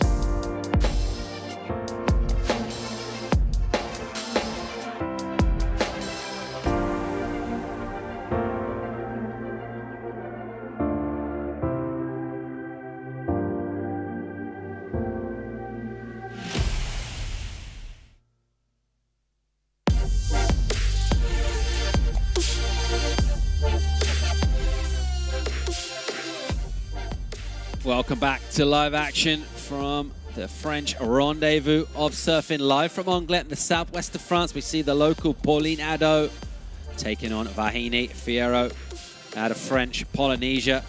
A great clash of two of the informed surfers throughout the day, lining up in the second semi-final. Who's going to take on Johanne Defay? And to answer that question and several others, we're going to bring back the expert local opinion of Monsieur Franck Lecaz back into the studio. Welcome back, mate.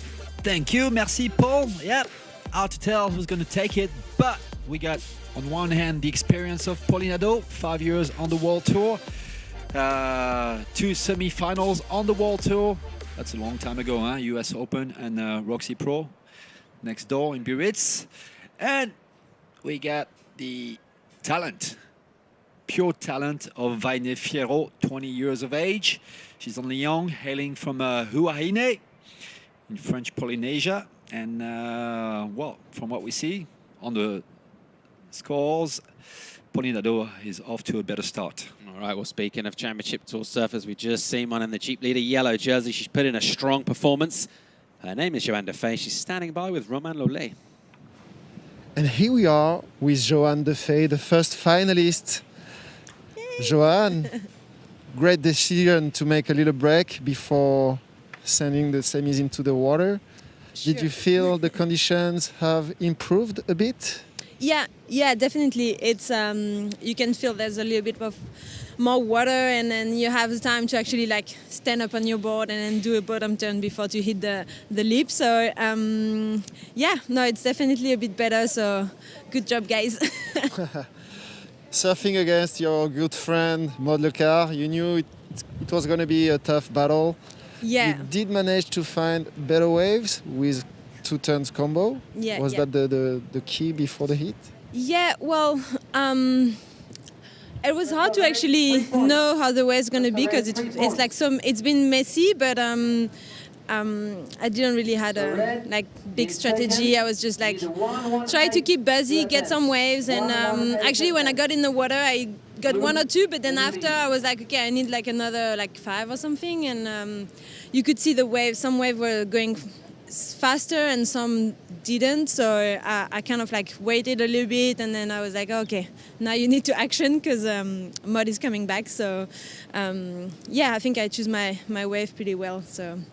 All right, so no real game plan, just to be in the rhythm with the ocean. Exactly, yeah.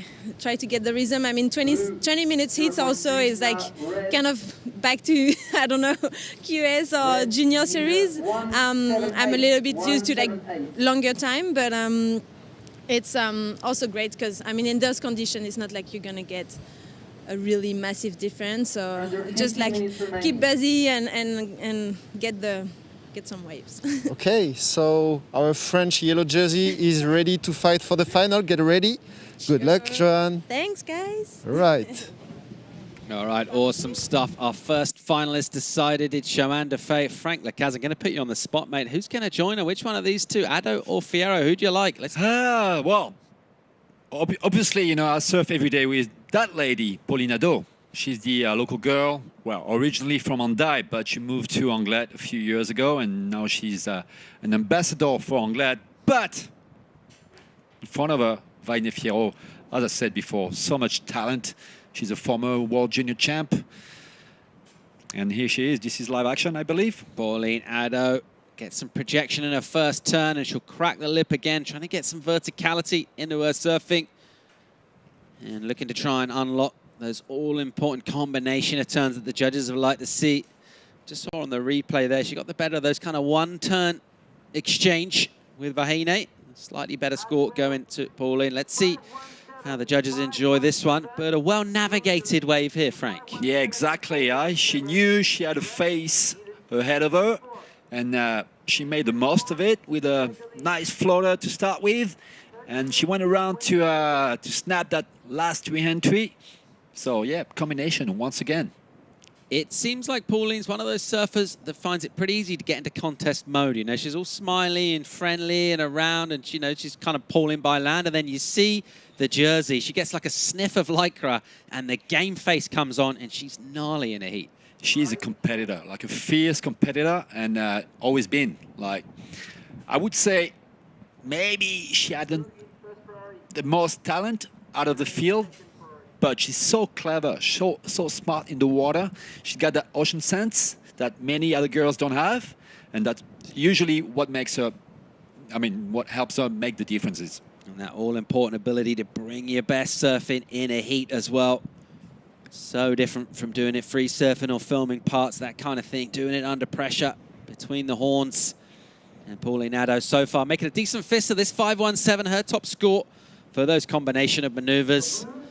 And it's that man there, Italo Ferreira, just getting his mojo working. Listen to some tunes, vibing up for his semi-final. It's going to be coming up shortly. So our world champion here in Anglet. It's been so epic having him along for the ride. We're stoked to have him in Europe for the Euro Cup of Surfing. Yep, how good is that? And with better conditions as well, I tell you what, all he sees when he looks out to sea is ramps out there. And let's see what he gets done. But we'll be looking to see him going above the lip. We saw it early, use it to great effect. He was in a little bit of a sneaky situation against Kaoli Vast and used that forehand rotation that we've come to know and love to great effect. Got himself in the semis, but before we get to that, this is a really important clash here between these two.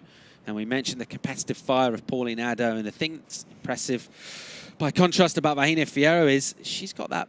She does love competing. You know, you can't do well in contests kind of in spite of yourself. She also seems like super cruisy and super smiley and nice, but she knows how to read a heat, how to read a wave. She's got some amazing maneuvers, and she's looked really good value today as well. Yeah, true.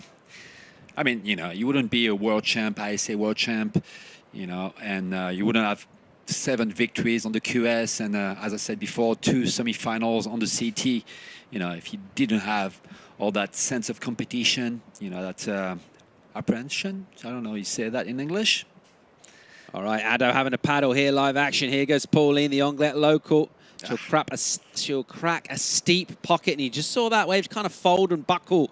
And as she put her board up high, she was super committed to that turn. It just wobbled a bit, and she comes unstuck and goes down, so she's not going to improve on our top 2 with that. Vahine Fierro at the back in the lineup, trying to get a read. Just a 3 so far from her. Just that one right-hander, quick backhand turn. That's all she's done in just shy of 10 minutes.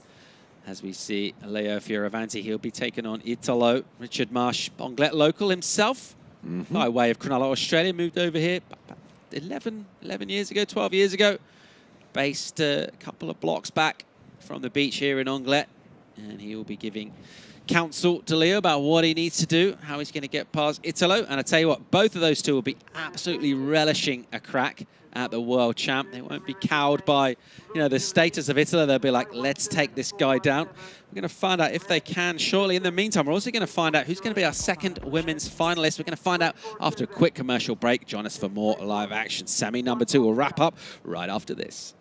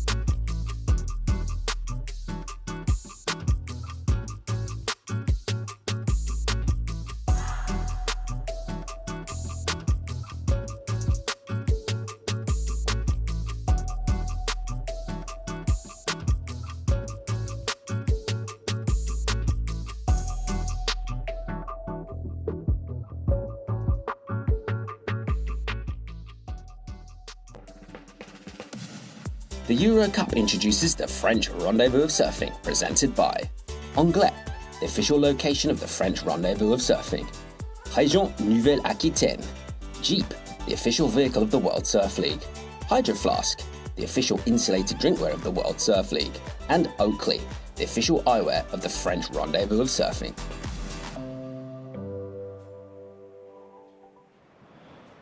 Back to live action here at Anglet, the French Rendezvous, and we see live action from Vahine Fierro. She absolutely belts a backhand turn. God, that combination have been smooth and radical at the same time. It's a deadly combination, but guess what? Pauline Addo's got something to say as well.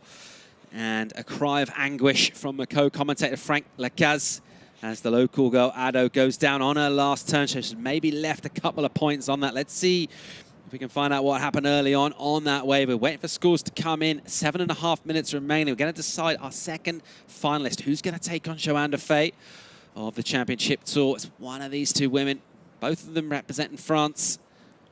And at the moment, Addo with a lead, but Vahine Fierro is just sitting for a long time with just one score of 3 points. She's definitely going to improve her situation. And we're going to check out the replay here, Frank. Yeah, we were waiting to see what Vahine did, and well, 2 maneuvers, great combination. The first top turn is quite shy, but then nice finish. Quite vertical, and soon after that we saw Pauline answering back, and I was thinking, wow, Pauline is amazing, you know. Her opponent gets a wave, and she answers back straight after that, but she fell. All right, so 5-1 drops in for Vahine. Her best score just shy of Pauline's top score. And the score comes in for Addo as a 2-4-3, so unable to improve. And let's see if Vahine Fierro can attack that score that she requires as we go down under 6.5 minutes remaining in this one. A little separation in terms of position in the lineup. Just over a point between them in terms of scoreboard separation as well. Looks like Addo's having a look at the left. And right in front of us, Vahine Fierro having a look at the right. As we see Vahine there just working over some backhand maneuvers. Not really a lot of scoring potential on that wave. So it's really kind of the end of a wave. Yeah. And that wave just kind of creased and folded underneath. So I'm not sure she'll get much done in terms of points, but she does need to get busier. She's been really quiet up until that last wave. That's only a third wave she's ridden, and she needs to get her skates on here, Frank. And she knows exactly what she has to look for. Those open faces, just like that wave, that one she had previously, not this one after, this one. And if she manages to find the same wave with more verticality, I'm sure she's going to get the score to make it through the final. But Pauline, don't count her out. She had a really nice start. That was one of the very first waves of the semi-final that she backed up with that combination of a floater re-entry. Really nicely executed on a tricky section. Bottom always dropping out of that one. And Pauline Addo, as you saw on the heat recap, smart surfing to get a combo done on a tricky wave. That's why she's in the lead at the moment. It's not a big requirement for our surfer out of French Polynesia. Vahine Fierro, just 4.25 for her. Under 5 minutes to get that, though. And our view from the drone just shows this kind of now a bumpier swell, much shorter in period, filling in. We were up there in terms of, we don't get super long periods generally in the Atlantic, but this morning it was a pretty long period swell for Southwest France, something in the region of 12, 13 seconds. That's pretty long for us. And then right now, with this storm front that's come in, we've got a secondary swell, a more local swell coming in. The good news for that is it is offering a lot more opportunity to get the wave count up. Yep. Less quality, but more peaks, more wedges, bit everywhere. Kind of messy, but more potential to score. You got to be thinking, you know, we saw flashes of Italo. He'll be just eyeing this up, licking his lips and just thinking he doesn't need sets. You know, that's one of the things we've seen from Medina, from the Brazilian Storm. Priorities kind of not so crucial as it felt like it was maybe 4 or 5 years ago on the Championship Tour. And this generation of surfers, the elite talent, they can get in between waves, turn them into massive scores. Meanwhile, we'll finish off a ride from Pauline Addo, and out the back right behind her, Vahine, having a little paddle of a meaty section that just won't really set up for her. So she's unable to get herself another opportunity as we go under that 4-minute mark. Just 3 waves ridden for Vahine Fierro. Compare that to Pauline Addo, who's been super busy. That last one was a 7th wave. It won't count for a score, but that busier approach so far is paying off. It's not a massive difference between them, but the ability to get those combinations done. Can Vahine Fierro come back? She does have that first priority, and that's reflected in the fact Pauline Addo is kind of paddling away. And I like the fire from Italo. You know, we're wondering about a surfer's motivation. You've already got the world title. There's nothing really up for grabs here, but we saw him. He was a little bit rattled earlier by young Kaulivas. Let's see what he does in his semi. Meanwhile, live action, a big snap off the top. And here's a section setting up sweetly. That's really nicely done. Vahine Fierro, smart surfing. It was smooth. It was radical. Nice controlled aggression, Frank. Yeah, exactly the wave she was looking for the whole hit. It finally arrived, and she made most of it with a nice snap to start with and a really aggressive re-entry to finish. I think we might have a change in the lead.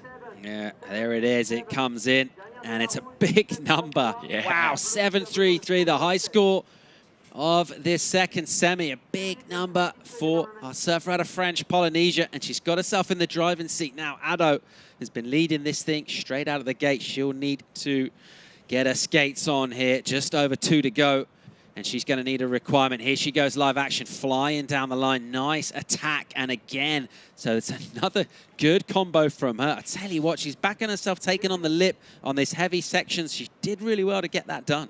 Yeah, she had to be really quick on her feet to put those 2 maneuvers in such a tiny space, and she did. But if you know, it wasn't so good looking, you know, as good looking as Vahine's wave. If you can compare both of them. Yeah, being ultra critical as the judges will be when it's a 7 is the price that she needs to pay out on. A little bit of crumble in that first lip, and she was a bit late to that second section. It's a good score from her. It will count. She gets a 5.27, but it's not the score she requires. Still looking for that 7.17. There's the spread from the judges. So everyone going between a 7 and a 7.5 for Vahine Fierro. And you mentioned that's what she was looking for. Patience, so important. To be able to remain patient and just kind of back yourself, back your sort of read of the ocean to find the opportunity. And it came our French Polynesian surfer's way. And that's why she's in the lead now with just a minute to go. She looks like having 1 foot in the final. I tell you what, if we know one thing about Pauline, she's not going to be giving this up, though. Her requirement 7.17. Is she going to get the wave? And Vahine Fierro, if there were any questions about whether she would use that priority to get all over Pauline, they've been answered as she maneuvers her vessel into very close proximity of Pauline Addo. And she'll let Pauline have a little look at this one. She knows that doesn't have a 7 on it. 30 seconds now, Frank, and Addo, she's on struggle street a little bit. Yeah, well, by the look of things, never know. You know, short period swell. Maybe something, but Vahine is just sitting on Pauline, so I don't think the lady from Anglet will have any room to catch a wave. If she goes on a tiny little right-hander. Little insider for Pauline Addo. And so far, we haven't seen a whole lot, getting her towards 7 points in the scale. It's a valiant effort from Pauline Addo. We will be due a number from Pauline, but we very much doubt it'll be anything like the order of that good score that she needs, a 7-1-7. So she'll be disappointed. She led that one most of the way through. It just came down to a great opportunity. It came down to the fact that Vahine Fierro grabbed that opportunity with both hands and nailed a nice combination of turns. Disappointment for Pauline, the hometown favourite here in Anglet. But she surfed well throughout competition. She would have felt like she justified a spot in the final, but wasn't to be today. Given a great account of herself, though, Frankie, she can be pretty proud. She's represented Anglet well. She can. You know, above all, I'm sure she'd be happy, you know, to be back in contest mood like every other surfer. Reaching a semi-final here in Anglet, you know, in such a competitive area. Well, finally, you know, she's got many reasons to be happy about. Vahine, there, all smiles on the inside. Nice little moment from those two. And she'll advance to the final. Well, she will meet surfer from the championship tour, Johanne Defay. A nice scoreboard there, 12-4-3. Good total in tricky conditions for a surfer out of Polynesia. Pauline Addo will bow out, unfortunately. We're going to go to break. When we come back, we've got the small matter of the world champion, Italo Ferreira. He'll be taking on Leonardo Fioravanti. There could be fireworks. Join us for it right after this.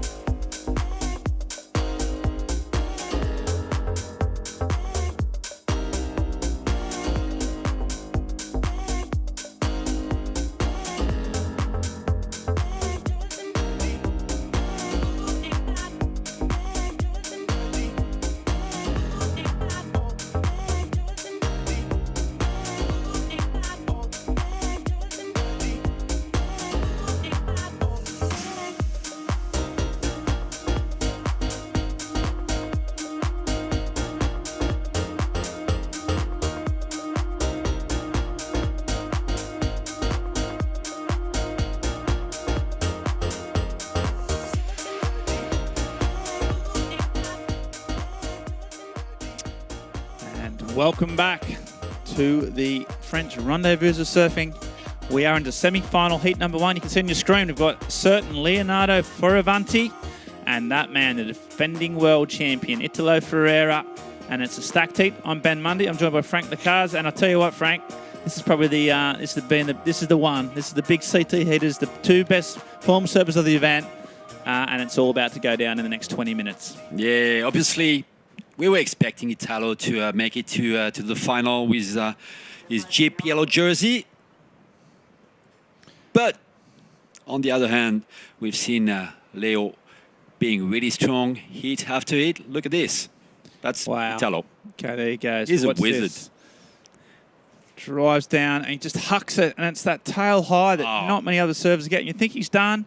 Somehow Elasto Man, he just bounces back up, and it's that type of surfing that makes him so difficult to compete against, because he's just got anything in his locker, hasn't he, Frank? Yeah. You know, you can do anything within 30 seconds. Just ask Kyle Livast. Exactly. Who was against him in the quarterfinals, who lost the heat in within 30 seconds, 1 minute maybe. And, you know, out of nothing, he can do a lot of things. Italo Ferreira, how was the last reception? That landing. Yeah, amazing. It just looked for no way he could pull that back. The fact that he had no run up to that, he had no sort of speed. He just generated the speed from the start and then hucked it sort of tail high on his backside. He's got no weakness forehand, backside. His airs are amazing. And let's see if Leo can bounce back. So a little right-hander here. And then he just goes fins first. That's two non-completions. in a row. He'll get more opportunities, but you know, Leo would hope to stick those normally. His completion ratio is usually pretty good. Yeah, like many surfers, you know, like many surfers of his generation, he's so, you know, comfortable in the air in any position, front side, back side. He can do about anything. Yeah, he just got a bit high, didn't he? And then his landing was right on the flats. Yeah, exactly. He had no foam to cushion the fins onto the foam, can just cushion that landing, and he didn't get that. And meanwhile, Italo's been also staying busy, which is always a dangerous sign. Up and riding, this is live. So Leo just cracks it high. That's a nice layback drop while plenty of spray.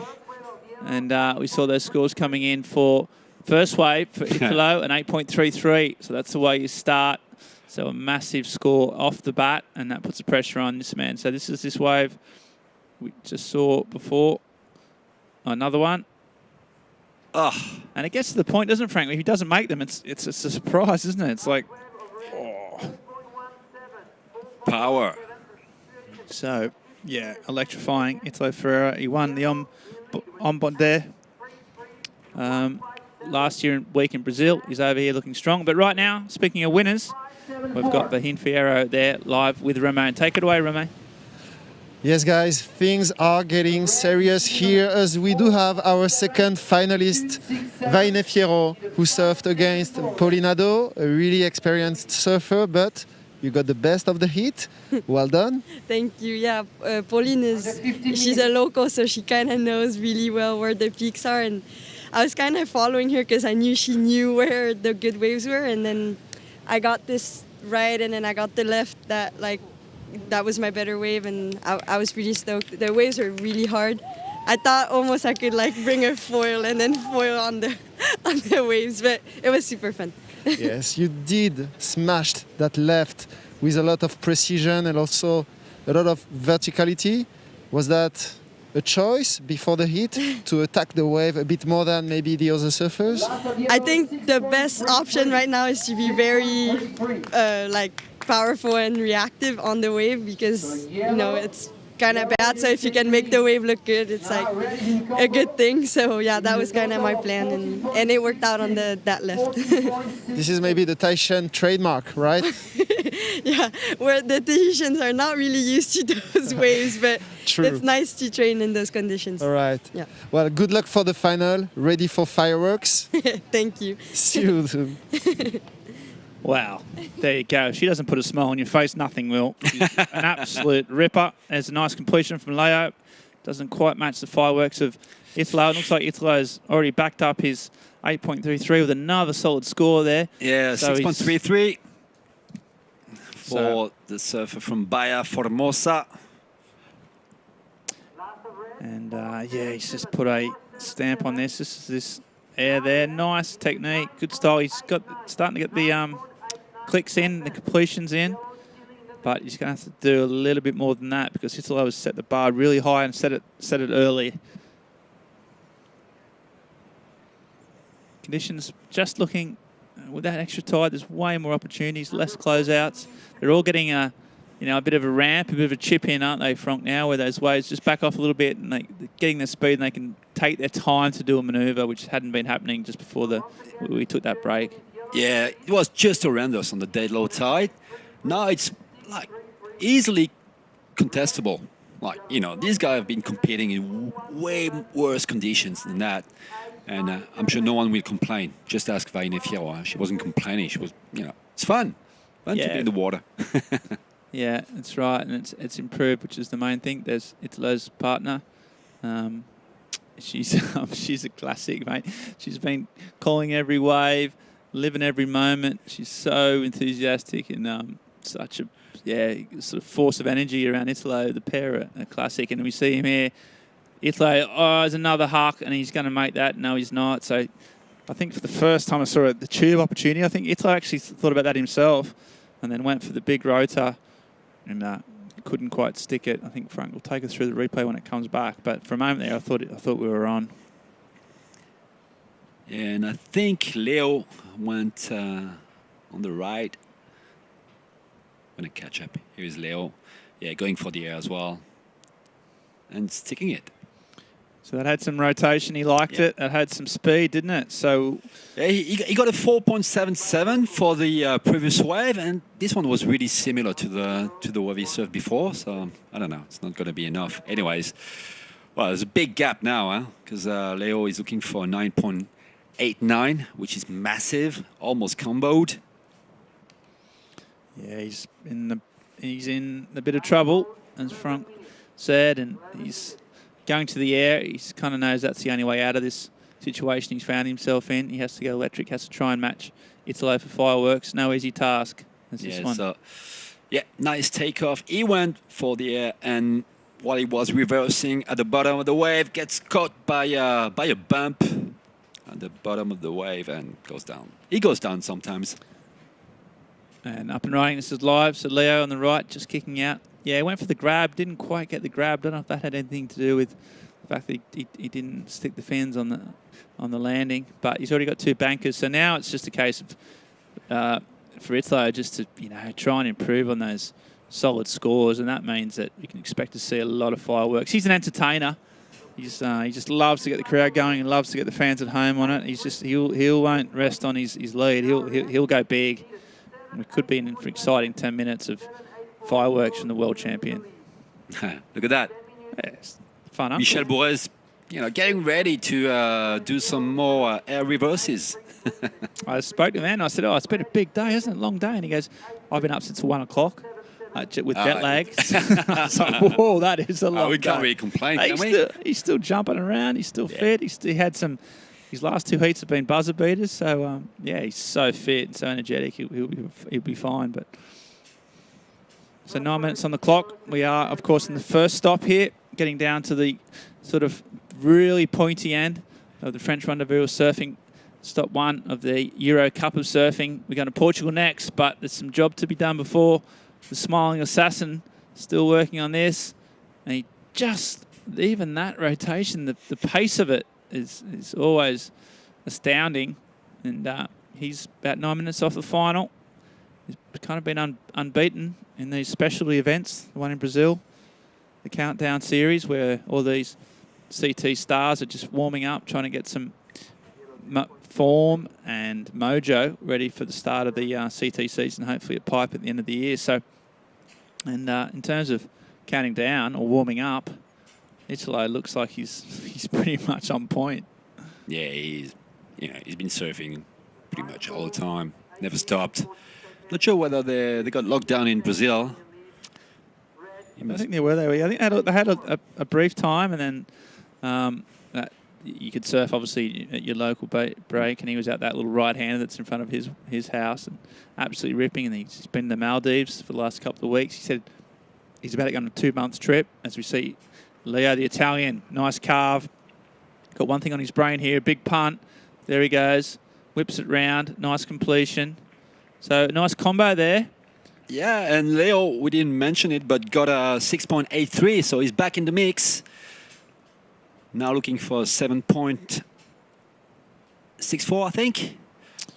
Yeah. Which still is his best score to get. Don't think he's going to get it on that last wave, though. Nice cutty, though. And works all the way to that inside. But, it's a small section in the end. Doesn't get much amplitude. No, amplitude was against him, but the combination of we haven't seen many cutbacks today, I'll tell you that. And the combination of that little turn, he couldn't do much more because it was a sort of closeout section, wasn't it? So he couldn't launch, but he managed to still add a bit of flair to what was a pretty average closeout section. So needs as you said, a 7.84. He won't get that, but he may make. Yeah, he's going to be may make his position a little bit easier. Yeah. Here it is, 5.73 for the last of Leo Fioraventi in red. And of course, this event is brought to us by our global partners, obviously Red Bull, the official energy drink of the World Surf League.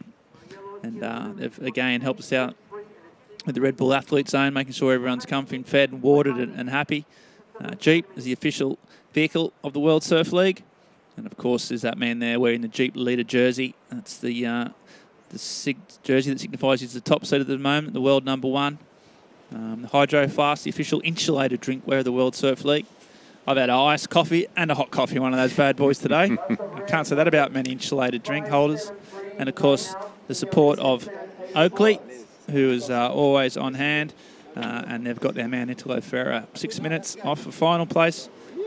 And, of course, we couldn't have done without the help of the Région Nouvelle-Aquitaine, so the local area around here of Anglet. The government has been amazing with their support, backed it to the hilt, and so big shout out to all those partners that have helped this come along. Now 6 minutes to go.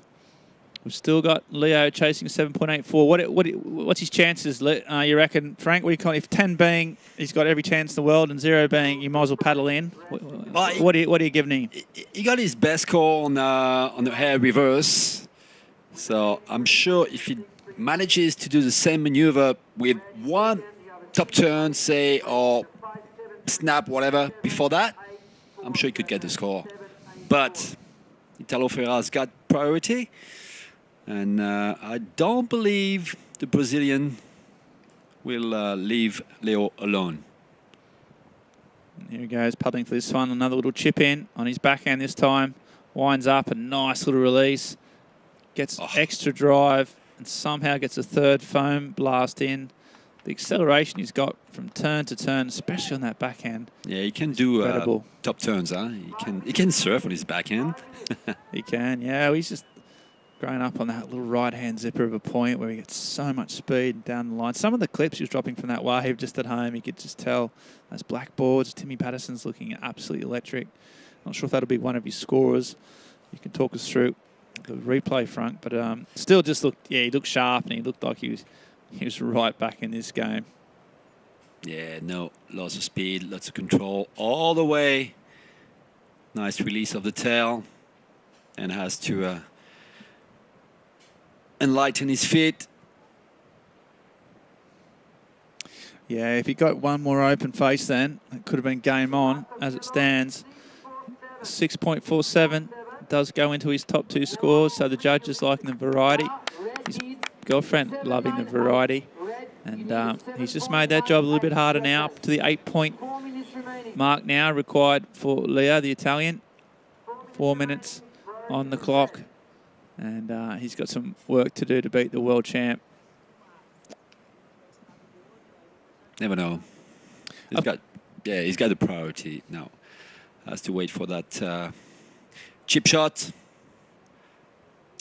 Yeah, he'll go big. There's no doubt about it. He knows he's got not enough time. He needs a big score. He's got the capacity to go huge, but he's going to need the right wave and execute it very well. Italo out there. I mean, it was one of the most dramatic World Cup victories last year when pipe is pumping and the title comes down to that wave, and there's guys like him and Medina and world-class athletes going hammer and tong. There's very few sort of climaxes in world sport that can match that for everything. And there he is. He's just been on fire. That was at the very start. Somehow managed to hang on. Very first score, 8.33. So that put a pressure on Leo Fioravanti's shoulders straight. 6 points there. That was mainly for that first turn, which is vertical and right in the pocket. Leo fought back, went to the air, started getting his completions dialed in. Yeah, for 6.83. That's Leo's best score. And the odd drop wallet. Timeless.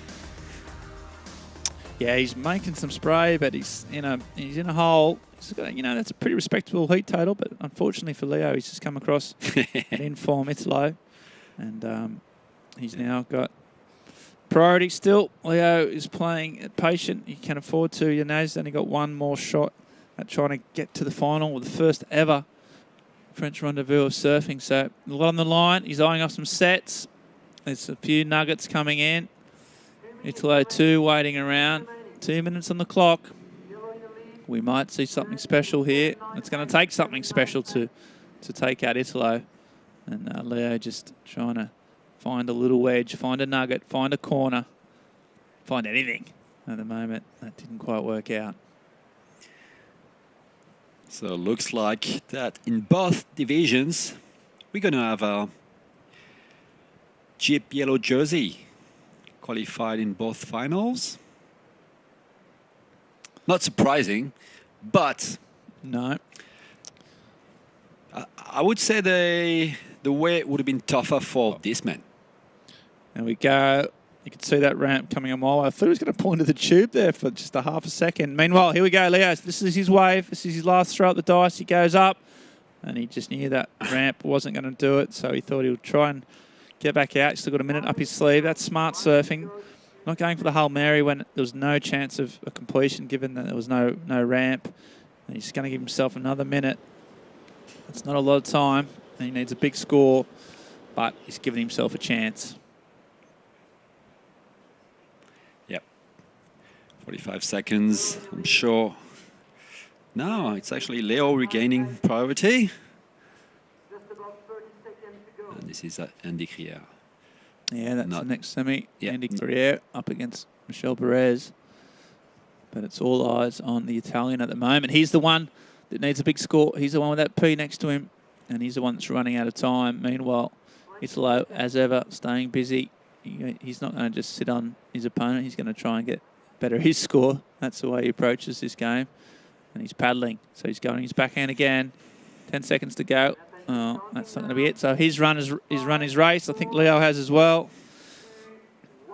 And we have now the top seed, the world number one, the world champion, currently into the final, going up against either the winner of the Andy Criere or Michele Bourez. But he thumbs up to his mate. Another commanding performance. This is a man who's on the top of his game, and he's proving impossible to beat so far. So incredible surfing, incredible wave selection, and just that backhand and forehand airs on lock. He's had a hard start this morning. Yeah, he got through that one. Not a week, really. But since then... Okay, and the official results see Italo there, 14.8. Solid heat score. Leonardo bows out in the semi-final. Another great performance. He'll be happy with that. Happy to get back to Singleton. Happy to be back in the pointy end of this event. But it's that man there. Never stops moving, never stops running. Italo is up and he's in the final.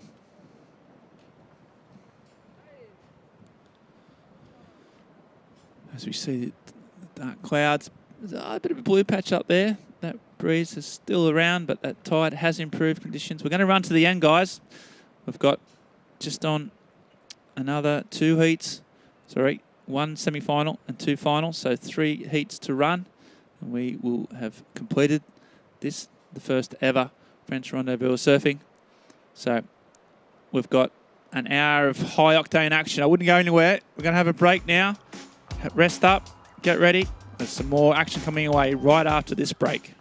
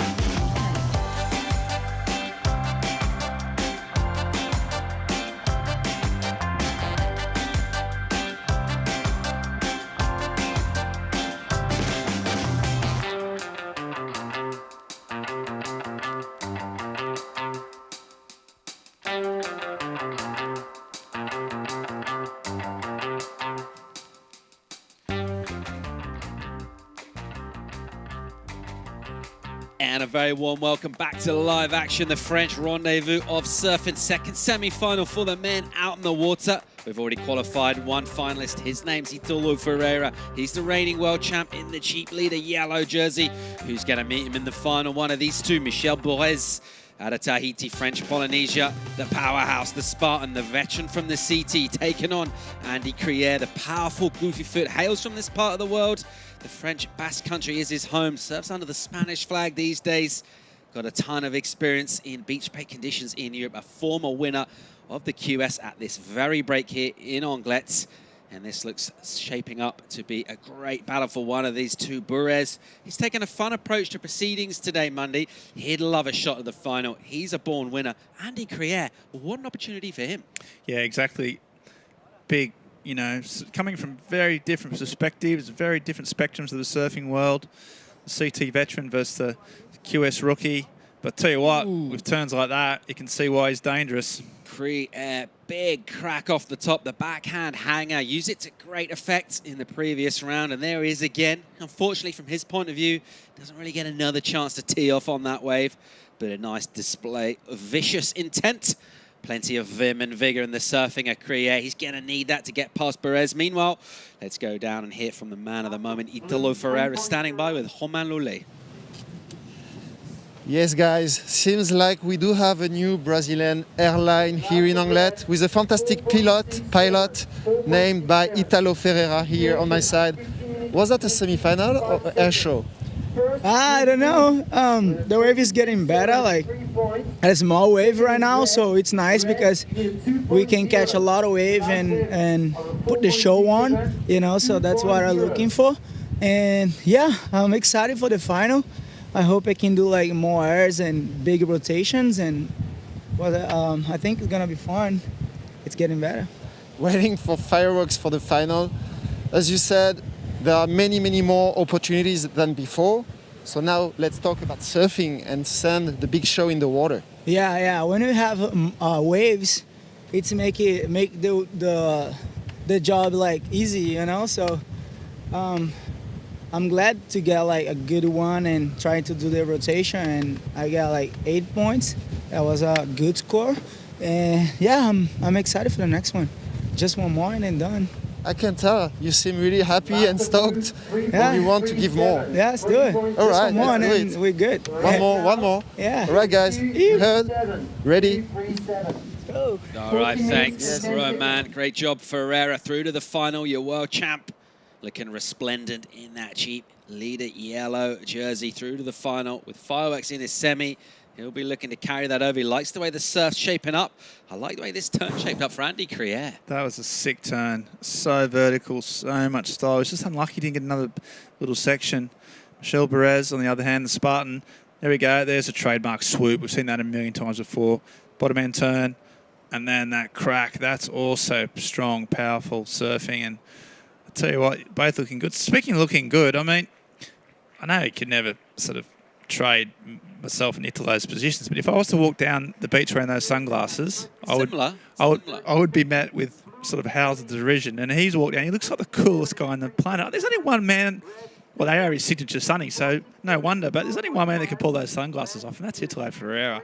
He's just a cool dude. Of course, Oakley, the official eyewear partner of the Euro Cup of Surfing, keeping us all shielded from the elements.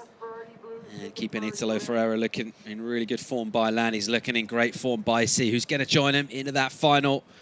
One of these two out in the water, Michele Bourez, Andy Criere at the moment. Michele with the early running. And his total of 517 by virtue of that 467. And then just a throwaway number, a couple of threes for Michele so far. And Leo Fioravanti, unfortunately, came up against something of an unstoppable force in that last one. He'll put that down into, you know, put that on file and kind of like use it and learn from it. Doug Marshall do a debrief with him, and they'll figure out what they need to do to unpick that lock at a later time. Let's check live action and a big backhand slam from the Spartan. Michele Bourez getting up late to the lip. Uncharacteristic to see him go down. and he won't get a completion on that. So the highest score of the stuff so far is from Andy, but the highest total from Michele. Let's have another look, Ben. Yeah, that's vertical, right in the pocket. He got it hung it up there that just couldn't bring it round. A bit of fatigue maybe. Got his bell rung a little bit as well when he went down. That was pretty hard when he went down in the flats down there. He seems fine. Very strong lad, of course. And dealing with the power of the relative power of the Anglet beach breaks won't be such a thing for a man who cut his teeth at the famous end of the road at Teahupo'o. Yeah. Pumping swell down there of late as well. Yeah, he's been charging. And it's actually surprising. He's been so consistent. 10 years on the tour really now, and just his consistency has been remarkable. I don't think he probably gets enough credit for just how solid he is across all conditions. And you know, the only probably real sort of spot on his career is Chopu Wheelie, one of the world's best, well, one of the best surfers ever at that wave. He's never got a result at his home break. He's got time, of course, but yeah, and even now, you know, he's really, you know, in these punchy beach breaks, in these, you know, small conditions, he's still at such an elite level, and that's why he's currently in the semi-final, looking to progress all the way. All right, 8 waves ridden so far in this second semi-final. The best of it, Michele Bourez. It's a slender lead. Can he hold on? Can Criere come back, get that spot in the final? Find out. Join us for the rest of this right after the break.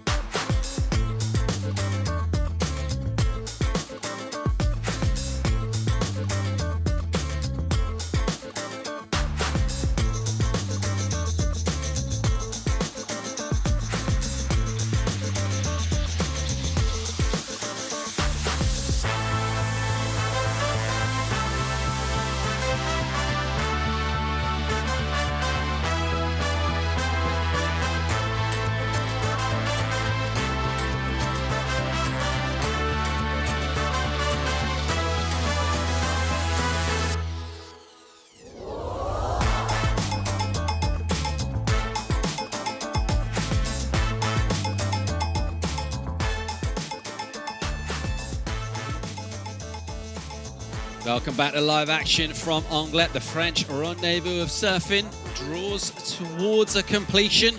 A dramatic finale setting up here. We're looking for our second finalist. Someone's going to duke it out with the world champ, Italo Ferreira. At the moment, Michele Bourez has got a narrow lead over Andy Criere. I tell you what, we won't be counting out Criere, though. Still sitting on that 0.57, Ben, in his total. He'll be washing that off.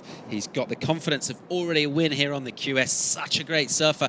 And he's patient as well, and a great tactician. It's a pretty nice, potent combination. Yeah, it's a lovely package, isn't it? And really, just been, you know, all those things he showed all day today as well. He's won in different ways. As we see, Michele on his left-hander, just goes up, gets that vertical foam and climb. That's not easy to do. Just waiting for the next section, just can't quite get there. But yeah, Andy, he's been solid. He's been each heat. He's sort of added a bit more spark as the his opponents have gotten more dangerous. He knows he's surfing. He knows himself, and that's why he's well within a shout of making the final. Big old nooner there from Michele Bourez. 12 o'clock as he pokes the board up. I tell you what, though, for all his efforts so far, he hasn't been able to get above a 3.67. He has been the busiest surfer. He's caught 7 waves so far, not done anything of real major significance in terms of the scoreboard. Andy Criere been a little bit more patient. He will be looking to improve on his backup or even his high score. The earliest available opportunity, counting down towards that 8-minute mark as we survey the scene at Chambre here in Anglet. Here's Bourez on the inside, a little sneaky one. Down the line, speed run, gets the high line. And then that lip just kind of crumbles sort of uncooperatively as we see a wave sort of detonate out the back on that sandbar. Italo talked about the waves getting better. Tide has cooperated for us. Filled in towards that mid-tide mark. The sort of the news in terms of tide is it will go from mid to high pretty quick as well. So just about right to be finishing up in the next hour or so because the tide is going to fill in pretty rapidement here at Sable d'Or, Chambre Anglet. And at the moment, it is still Bourez with that lead. At the moment, it's a really slender lead. 2.37 is not a margin he'll be anything like comfortable with. against the surfer of Andy Criere's stature. Let's see how these two go about improving each of their scorelines with the remaining minutes of the second semi-final. But Ben, this one's pretty evenly poised, and I'm obviously going to put you on the spot. We know who one of our finalists is going to be. Who's going to be our second one Monday? And I will need a name. 7 minutes to go. Criere, I think he's only had one turn that's mattered. I think he's definitely got more opportunities. He's got the priority. He just needs to back up that 4.67. So here he is. Live action from Andy as he'll rip down, sort of swooping top turn snap, and he'll tag this on the inside. Gets a little bit of drift. There's a third little maneuver, some speed on the inside. This is going to connect nicely for him. Nice and vertical, kind of flings the arms up a little bit. Not getting a whole load of spray in there, but I tell you what, keeping this board moving through some kind of sticky sections there, Ben. Yeah, we haven't seen a whole lot of waves with that much opportunity. It wasn't always quick, but he did get 3 turns in. And he obviously was talking about backing up that tiny ride. So it's going to be into his account. He's going to go into the lead by how much we will see. But yeah, it was another, it was just a good, well-picked wave. Got around, that's the first turn. A little bit of spray. Probably this is the best turn of the wave. Slid the tail out. Nice little phone climb. He just got a little bonus chip in here. It just ran out of steam this wave, so he couldn't do much at the end, but he still finished it. It's a well-surfed, well-constructed wave. And they're not easy to find, those ones. All right, the 5-5 drops in for Andy Criere. Does get him in the lead. So a little bit of a margin now over Michele Bourez. 5 minutes and 40 remaining in this one. The requirement for Michele Bourez, it is now a 6.5. So he needs to go quite considerably better than anything he's got so far in this heat. He's caught a bunch of waves. Criere's come back at him. Again, not a huge number for Andy, but reasonable. It's healthy. It's that mid-range score. And it's the last question of Bourez. Let's see if he's got an answer here. Live action from our Tahitian. As we see him just kind of stand up and offer up his strong stance against a little lump of Atlantic Ocean, which in reply says, no, I'm not really up for this contest. So the wave backs away. And Michele will flick off. There's the 5-minute warning. And Criere with just a little bit of extra spring in his step. We talked about his patience and his heat strategy when it all comes together. They'll have priority now, as well as this thing gets more like a peak and the action gets kind of concentrated. Priority might come a little bit more into play during the heat itself rather than those crucial final throws. Well, I hope so, Paul. I hope so. Little lump shaping up here. I tell you what, Criere looks kind of interested, decides not to go. Bourez as well. They'll both duck dive that one and let it go. But some lumps standing up here. Our drone picking up this shorter period wind swell that's kind of come through our ground swell. And the backhand option from Criere is the one that he likes to look of. Deals with a wobbly bottom turn section, cracks the lip a couple of times, projects with a big floater, and adds a little bit of drama to things by throwing those hands up on his recovery. Nicely done there from Andy. The 2-turn combo. Let's think about his low score and his high score. How are we thinking that's going to come in judging-wise? Could he improve his position? It's going to come in pretty close. He got a 4.67 for that single backhand stab. That one had a similar turn, but he backed up with a floater. The floater wasn't anything amazing, but they do like a completion.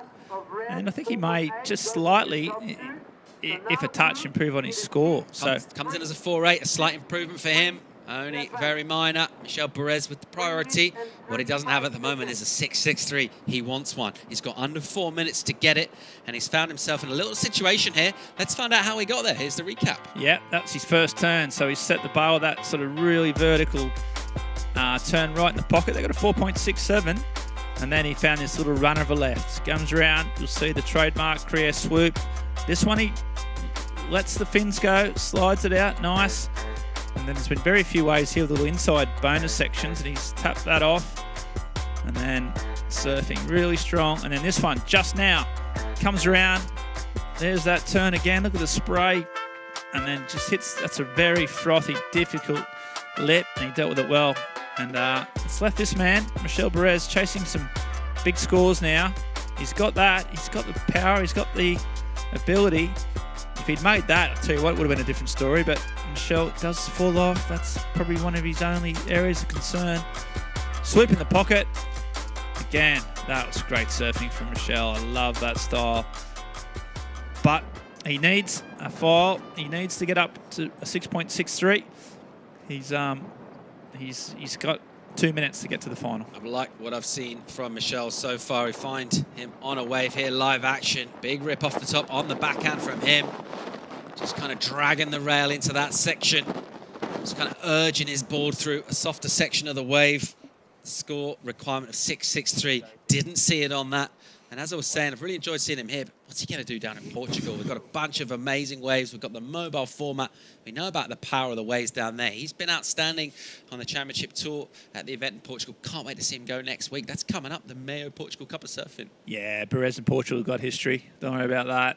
And yeah, some quality waves we can expect.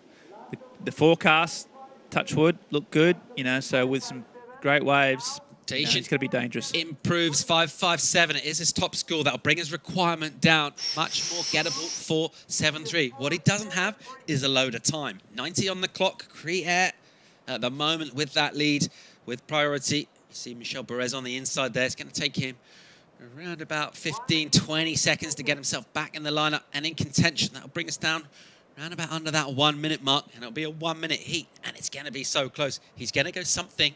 We know that. He'll find a wave and scratch himself onto it. What can Criere do? If he gets an opportunity here, he really does need to slam the jaw shut. But we're shaping up here for a great finish to our second semi-final. It's been a really fun day. So stoked to have competition back for the French Rendez-Vous, the World Surf League Countdown Series, the Euro Cup of Surfing. 24 of the best athletes started off this morning, and we will reset that pack for the Mayo Cup of Portugal next week. Again, 12 on each side of the draw. And the women's finalists there making their way up. That's the yellow Jeep leader of Johanne Defay. Going to be taking on Vahine Fierro. We're going to be getting the local legend Pauline Addo into the booth to help us call this final. That's going to be really fun to get her insights. She's been great value all day long, both in the water and in her debriefs and her interviews. Disappointment from her point of view. She couldn't get into the final. We're going to have her in the booth. We're stoked on that. In the meantime, 10 seconds to go. Michele Bourez looks like he could be struggling here. And what a story this could be for Andy Criere, Ben Mundy. Yeah, I hate to say but I called it early, and I called it, and there he is. He's in the final. First man to congratulate him is Michele Bourez, which shows his class and the measure of the man. But Andy Criere was an alternate, come in, made the final, and he's up against Italo Ferreira, the world champion. I mean, it doesn't get much better than that. Absolutely. Super cool story. A local from this part of the world, the French Basque country. And you think about our two finalists set up. Big contrast. You think the extrovert, sort of flamboyant Italo. Andy, bit more of an introvert, bit more of a quiet guy. It's going to be really interesting to see how that plays out. But that's our final set for the men. So just 4 surfers remaining, 2 women. That's those two on your screen there. Johanne Defay going to be taking on Vahine Fierro very shortly. That's the women's final. Official results, not a whole lot in it. Just over a point spread between Criere and Michele Bourez. But he backed himself, Andy, stayed patient, got that 5-5. He's in the final. Join us for the women's final. We're going to wrap things up, crown champions in the next hour here in France.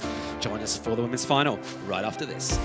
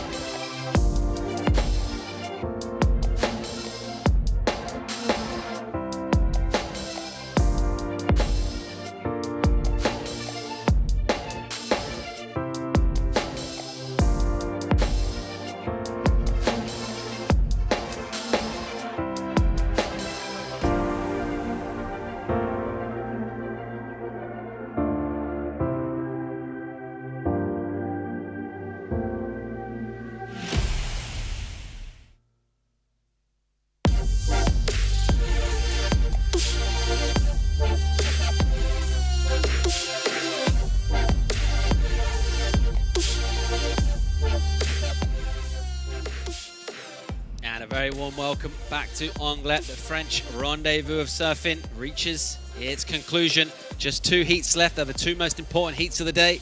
And this is how the women's final lines up. Our CT surfer, Johanne Defay in the Jeep leader, yellow jersey, taking on the upstart, the goofy, out of French Polynesia, Vahine Fierro. That's how our final will stack up. And 2 of the outstanding surfers throughout the event today, meeting up, of course, to duke it out for top honours here, the French Rendezvous. And one of our other outstanding surfers, Pauline Nadeau, local here from Anglet, joins us in the booth. Welcome, Pauline. How you doing? Thank you. Very good, thanks. Obviously, a little bit disappointed not to be out in the water for this one. You were leading that semi a lot of the way through, and unfortunately, just flipped, from your point of view, flipped at the end. Yeah, I had a good start. The conditions are pretty tough, and then Vahine got that really nice wave, and I wasn't able to get a bigger score after that. So, yeah, well, it's part of the game, you know. Defay opens up strong with a nice combo there. Big spray on that first turn for Johanne. And backing it up with another hit. Vahine Fierro just readjusting here. She's seen something she likes to look up. Would like to get a good start, but let's check out the replay here from Johanne. Yeah, we see also some action there of Vahine on a backhand. Bit of work there on the screen. But yeah, that first turn of Johanne looked really strong, and then she got another one in, and you thought she was off to a great start, didn't we, Pauline? But she just came a cropper, and that's not like her, is it? No, yeah, not really. But that's shows how hard the waves are. A lot of water moving. The onshore wind is not helping, so it's tough out there. And back in competition, Pauline, it's been a long time off. How have you found it? I mean, we know you love competing, or certainly from where we are, you look like you enjoy competition. How have you found it today? Yeah, I was super happy this morning to be just part of this day and be able to compete in a WSL event. The last time was beginning of March for me, and yeah, I just was really excited to see everyone, and the waves were good in the morning, and it got tough, but it's always just nice to be competing. Epic to see Anglet back on the map as well. So much sort of surf culture and history in this region of France. Really awesome to see Anglet representing. You know, we've got Italo, world's best surfer. We've got Johanne from the women's CT. So it's awesome to have some of the best in the world down here in Anglet. Epic to see. Yeah, for sure. A lot of the best Europeans came, but also some city surfers. So it's really good to see this level of surfing in Anglet, for sure. Speaking of the best Europeans, we've got one of them standing by with Romain Lollet. It's Andy Criere. Yes, and we do have a Frenchman in the final up against Italo Ferreira in the name of Andy Criere. Sorry, Andy, he's my good friend. The pressure, you know. It's a long day. The day is long. The day is long. We had summer, winter in the same day. It was complicated. Everything, Basque country. Well done, Andy. It was such a smart hit. You surfed really well. Didn't push too much. Was that your game plan? Not really. I wanted to actually push. The thing is, the conditions are pretty technical. I wouldn't say difficult because there is opportunities, but just to get on the timing of the wave and try to make major turns, I think that's where the challenge is. So in this one, I see a couple small things that I could have improved and try to get bigger scores. I think is the most important. I focus on myself, then we'll see the rest. All right, surfing up against the world champ. How does it feel? Well, it's a big opportunity. It's a pleasure also. It's someone that we see every day on the craziest video parts. And today there is one opportunity to face this guy. So let's go. I'm gonna do my best. I'm gonna focus on myself, better not, you know. We'll give everything. Yeah, we're all behind 100%. You anyway. 100%. All right, you heard? It's gonna be a great final. All right, thanks, man. Can't wait to see that final shape up. Italo Ferreira, Andy Criere. That's coming up next. Of course, right now, out in the water, we've got our women's final. And the early running's been made by Johanne Defay. We're waiting for a score to drop in from her. Let's check out a replay. This was during that interview. Yeah, she came off a big turn there. That was that first wave where she just didn't quite get that one, but then she backed it up here, came around the corner.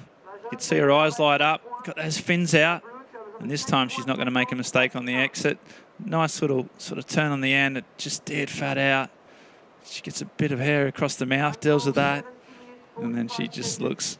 Even when she's unhappy, she looks happy. Is that right? Is that what she's like? She's happy when she's surfing. What is she? Yeah, you know her very well. She just seems such a sort of positive person. Would that be true? Yeah, definitely. Let's have a look at the road to the final and see the story of the French Rendez-Vous of Surfing from our women's division. This is how it shaped up since the quarters. Stat heats every step of the way. Pauline, you see your name in the bottom half of the bracket there. Just came up a little bit short against Vahine Fierro, who's been almost like the smiling assassin as well throughout the draw here. She's just looked like she's cruising, having fun, but she's pretty deadly in the water too. Yeah, for sure. Vahine, she always picks the right waves and she doesn't fall. She's in the criteria. She's she's doing really good on the QS, so it shows how good of a surfer she is and how good of a competitor she is. And overall, women's surfing in Europe, you think it's in a healthy state? There's a whole new kind of generation of talent. It wasn't so long ago you were like the next generation, but there's a lot of new names just kind of bubbling up there, and the future looks pretty bright. Yeah, for sure. Vahine is part of that new generation. And then there's also younger girls pushing and trying to make it to the QS, then the CT. So yeah, I think surfing is getting more and more popular in France. So a lot of girls have ambitions, and it's good to see. All right, 16 minutes and 15 to go so far in this one. And surfing in a final, from Johanne's point of view, just kind of take us inside her headspace, because you did 5 years on the championship tour. She's not got a whole load of pressure in terms of she doesn't really need the points, or there's not that kind of prize at stake for her. But nevertheless, you don't get on the CT unless you're ultra competitive, and it means so much to get a win. Yeah, for sure. Like you said, there's no pressure for points, or because the year was like we don't have a ranking this year, but I think it's a good way to keep the rhythm and get some training in a competition atmosphere. So yeah, I think they will both be fighting for it, for sure.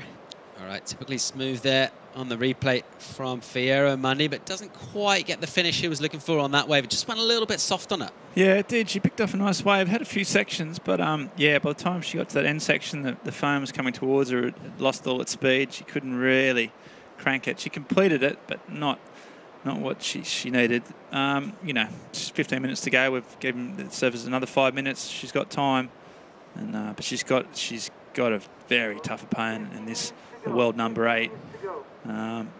All plenty to play for. Right, under that 15-minute mark, that lead still with Defay.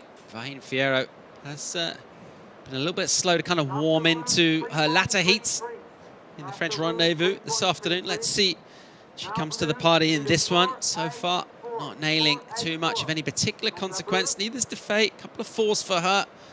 So things kind of settling down on the score, but no one really doing major damage so far. Let's see how these opportunities come in, as we see our world champ just getting his tunes on and also checking out some sections. He'll be coming up real soon in about 15 minutes time against Andy Criere.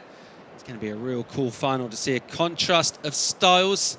Of course, today's been a celebration in Anglet of surfing, but, cast our mind back a couple of months and it was a slightly different kind of emotional moment. End of July, really hot weather in France, and we did have those terrible forest fires just about 2 k's north of here, and obviously something we're going to talk to you about. Let's check out a clip of the forest fires from Anglet.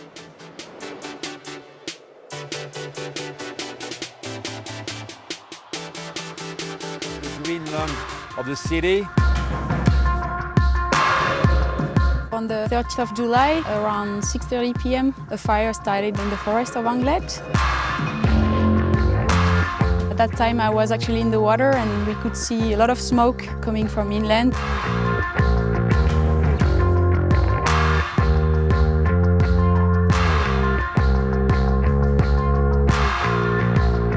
Within a few hours, half the forest of Anglet was just burned down.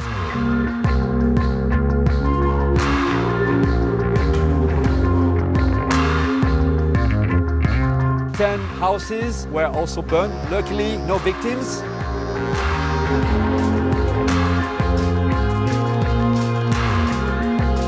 It's going to take years before the nature regains its rights.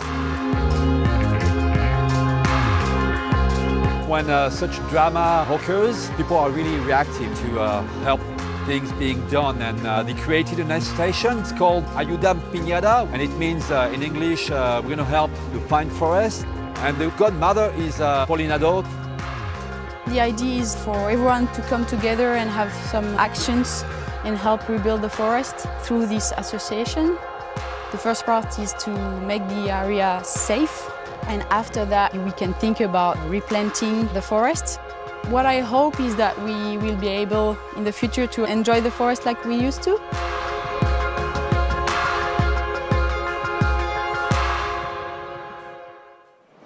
Well, Pauline, a tough moment there for Anglet, but, you know, we talk about responses, you know, in times of adversity, and we talk about surfing being a family. The surfing families come together. We got a donation from the event itself, from the competitors here, 20,000 euros going towards that great cause. That's awesome news, really. It's huge, for sure. Yeah, the fires were terrifying, actually. It was violent. The weather was crazy hot that day. The wind was strong. And I think we are not used to see big fires in this part of France, in this area, so that's why it was so scary. And also it's an area with a lot of houses, buildings, people living there, so there was really big concerns about people's safety. But a lot of people came together, and I think something good will come out of this. So I think it just reminds us how important our natural environment is. Absolutely, and just puts everything in perspective. You know, we talk about how crucial things are in sport and stuff like that, but at the end of the day, you know, some things of much greater significance. Great news that no one got hurt in that, but a lot of property damage and nature as well. Awesome, that 20,000 euro donation, that's massive. Yeah. And it's good to have like a little bit of a positive slant to what was a sort of a really challenging moment for Anglet. Let's return our attention back into the water and check live action from Fierro. Wow, that's a big hanger, and recovers it well. Just the one maneuver, but nicely done. She's so precise with those maneuvers up in the lip. And she's looking to play a little bit of comeback here, Ben. Got down towards under that 10.5 minutes. Yeah, doesn't need a big score, as we see the replay here from Johanne. That is a strong turn. Can she come out? She can't. And then Vahine. This is a big hanger, you're right. I thought she was going to dig the nose as she came down. Just there, I thought she's not going to hang on, but she did dug it out. A one-turn combo, though. Pauline, it's always difficult to get the big scores, you know, just one turn, isn't it? A really good turn. So sometimes in short waves like that, it's a good strategy to go for a bigger turn, and you can get big scores from it. Right, the score comes in, and it is the score she needs. 5, 6, 7 for that one big maneuver. So judges throwing some points at that. Big risk in that maneuver, big degree of difficulty. The recovery was pretty gnarly, and it gets her, for the moment, into the lead. She's leading the final of the women's French Rendez-Vous of Surfing. The young Tahitian goofy foot Vahine Fierro leads Johanne Defay at the moment. Plenty of time left to go. The requirement not huge for Johanne, 4.84. She needs 9.5 on the clock. Can she come back here? Can Fierro hang on or even improve her lead? Find out as we wrap up the women's final right after the break.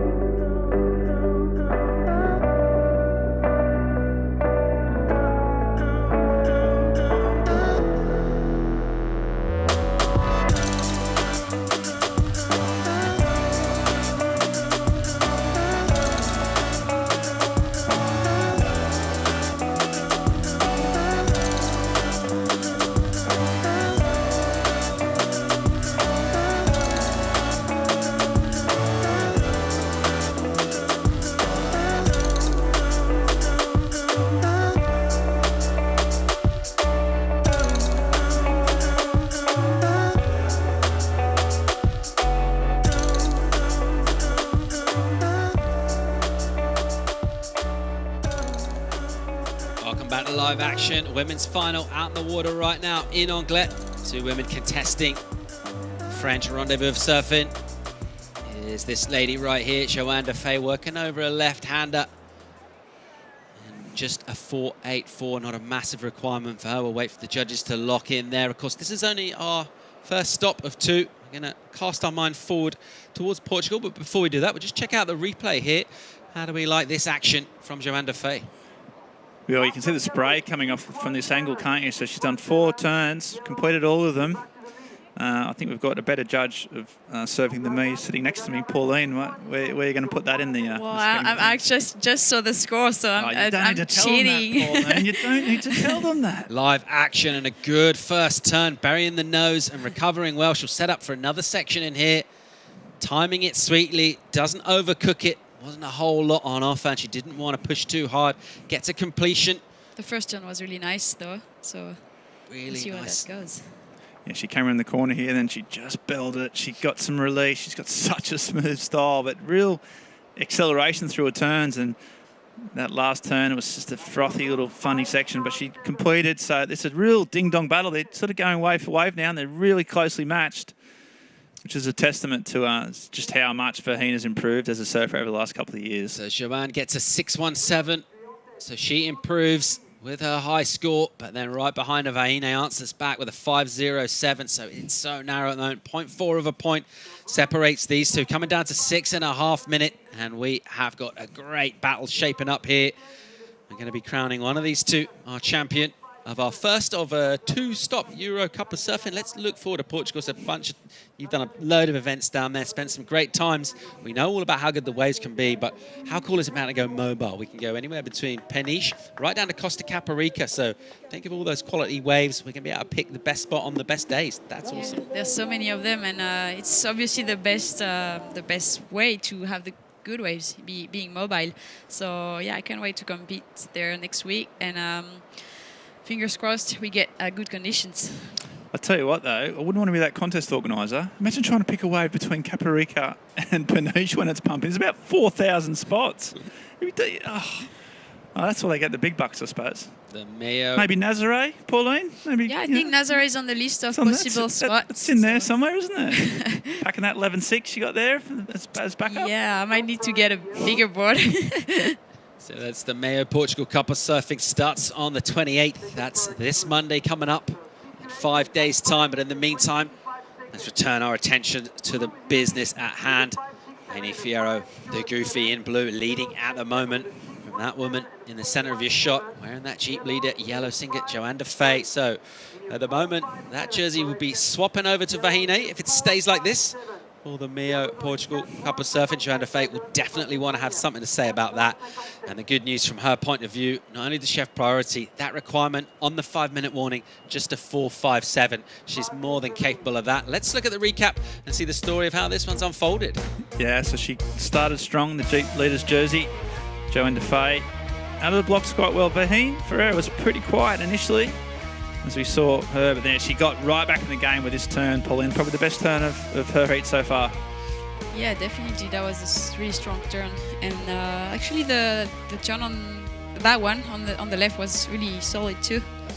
Yeah, there she goes. It just whips it around and then finishes it off really smooth and just enough sort of radical progression that she's getting those bigger scores. And that's why, as it stands, with 4 minutes left to go, she's in the lead, and with a very good chance of taking the first ever French Rendez-Vous of Surfing.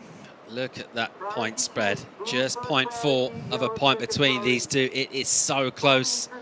And you got to be thinking the next exchange is going to be absolutely crucial in deciding this one. Is that beautiful evening light. We've got kind of pastel colours popping out there. We get these, after we've got a cloudy day, we get these dramatic, beautiful sunsets in this part of the world, Pauline. Yeah, for sure. We had many different weather in one day. It was really nice this morning. Then we got some rain, and it seems like it's clearing out again. So, yeah, it's the Basque country. That's how it gets. So finishing off strong here for our women's final. One of these two going to be crowned champion in about 3.5 minutes' time. It's too close to call, really. Obviously, advantage Fierro does have priority as well at the moment, as we see Italo Ferreira in that Jeep leader yellow jersey, your reigning world champion. One of the best sort of pipe finishes really in recent memory. Came down last year, him and Gabriel.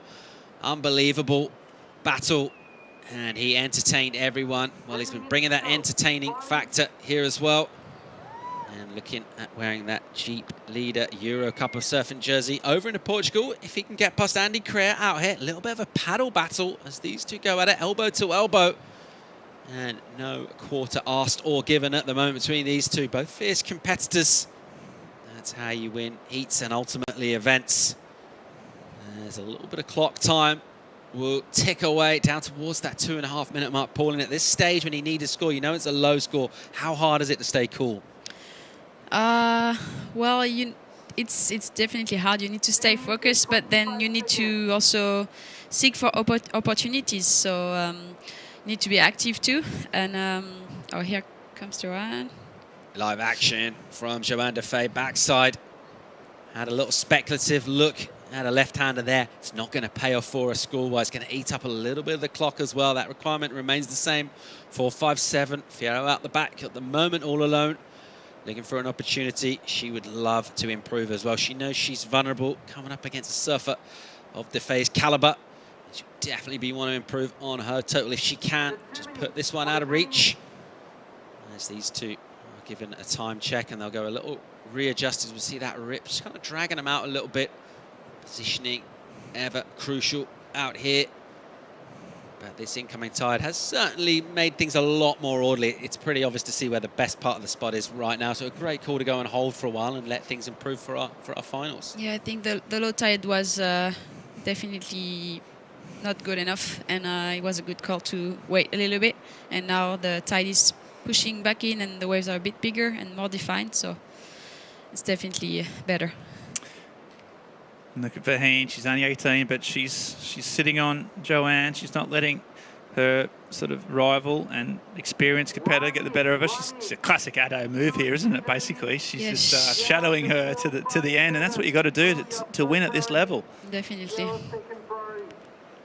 All right, so there we go. We see Fierro with the priority, just sticking to Johanne Defay. With that priority, that means a wave comes in, and if Vahine thinks it's got potential for the score, she could take that wave. If she doesn't think it does, she won't paddle for it that way. She'll hold on to priority, just let Defay go.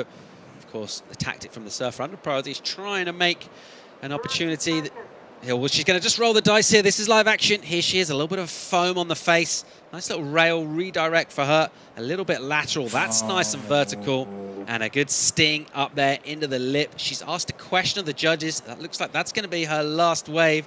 And I'm going to put both of you two on the spot right now. First of all, Pauline, 4.57 the requirement, yes or no? I think she might get it, yeah. Because the last turn was committed and 2 good turns. The last turn was a money turn. Mandy, you like this for the score? Got it. Yeah, she's got it. And I'll tell you what, I was just picking up Vahine and it's tactical awareness, and that shows you how much I know, because she's just let her opponent sneak underneath her with 30 seconds to go. That's a big mistake. I mean, that's a learning curve. And she's still got that smile on her face, which is an impressive result, given that she's just lost in the last 30 seconds. But what a future. A 5.17. It's the heat. It's the event. Johanne Defay, she will retain that Jeep Leader jersey for the Euro Cup through to Portugal. We'll be going mobile. Mayo Portugal Cup of Surfing starts Monday, 28th September. That's coming up next week. And wow, we talk about experience, we talk about keeping a cool head. The final throws of that heat. Official result, our champion of the French Rendez-Vous is the surfer from Réunion Island, Johanne Defay. A great job by her, Pauline. Hard luck to Vahine Fierro. She surfed really well. A little error at the end. She'll still be stoked on a great day of competition. Sure. We're going to go to a commercial break. Join us for the men's final. Italo Ferreira, Andy Criere, they're coming at you live right after this.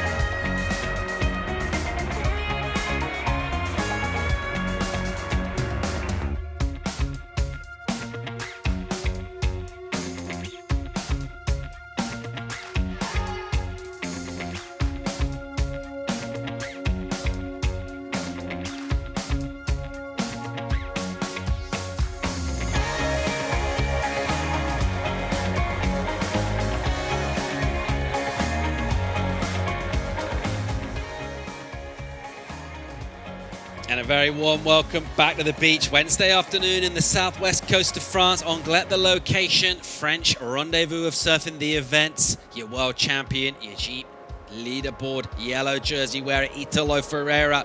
The powerful, nuggety goofy out of Bahia Formosa in Brazil, taking on Andy Criere from southwest France, representing Spain these days. Another goofy foot, taller in stature. A little bit different in terms of on-land persona. I tell you one thing they've got in common, Ben Mundy, they both absolutely rip.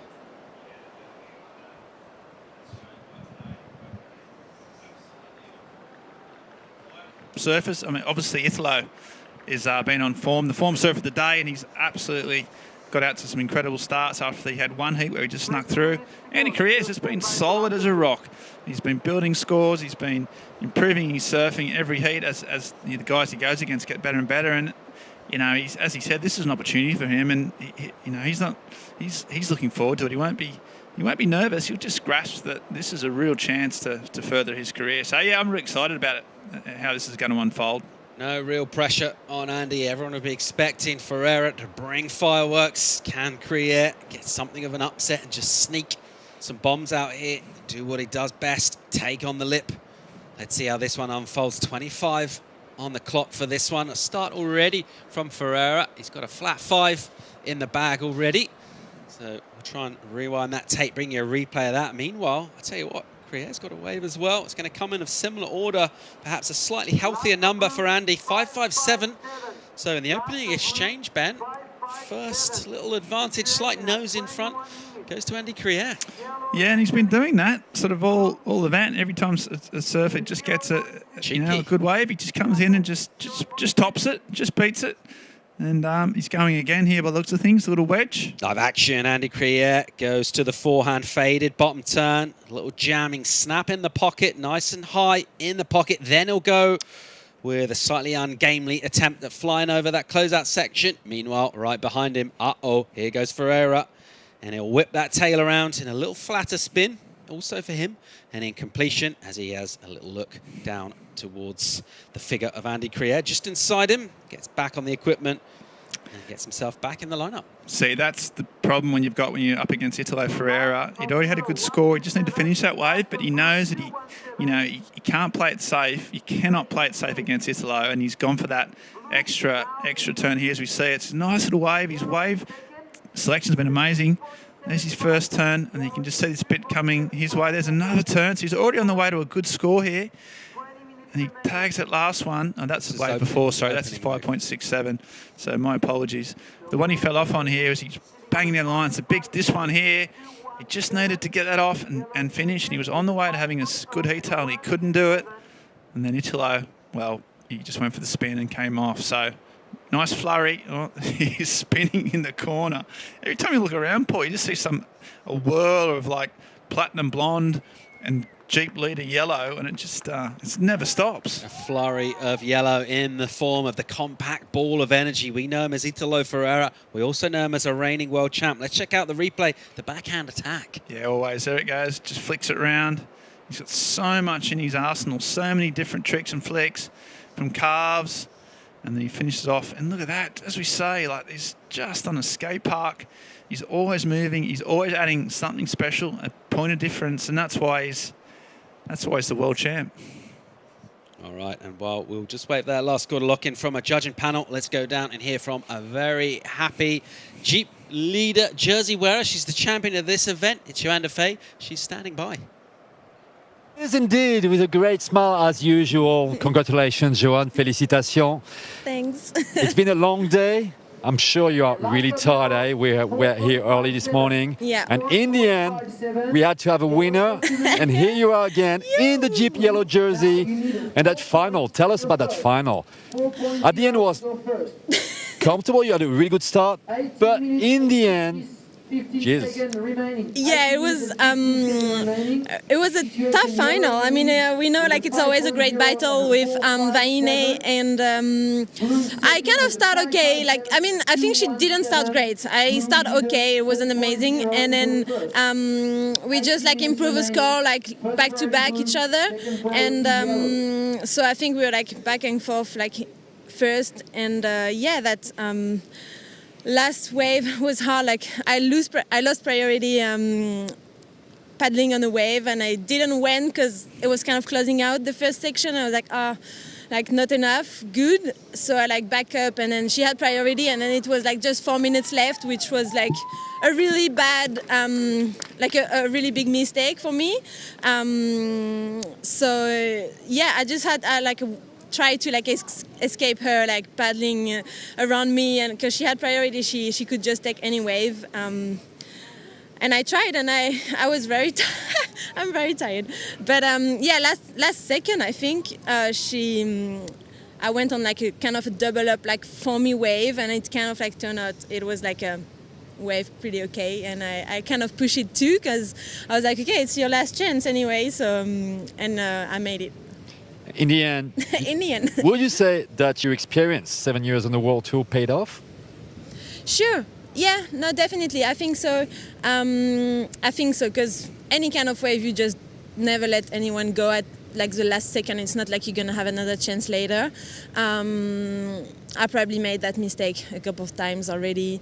I'm also pretty confident in my paddling and stuff, so I was like, oh, maybe I can put pressure on her that she's gonna go on a wave maybe, and I have a couple more seconds to choose. But yeah, no, I think the experience always helps, and surfing is always like a strategic sport and very, like, I don't know, a little bit of luck obviously is involved. So yeah, it turned out my way today, but she's like definitely the next generation. She's in surfing amazingly, and it's not her type of wave because she's from Tahiti, so I know how it feels. You know, I'm from Reunion Island, and when you come to beach break and it's so pretty bad. It's tough. It's always tough, and I think she's gonna. It's great for her. It's gonna be another great lesson for her to go back on the QS and to never lose that couple of last second. You know, like this doesn't really matter. Like there's no point, there's no money, there's nothing to win. So I'm sure it's gonna be good for her. Merci beaucoup. My speech, sorry. Yeah, thank you. Now, well, you know, you still have a lot of energy to talk to our viewers, and well, you have to talk more because you are waited for in the booth for a special award ceremony. All right, thanks. Félicitations once again.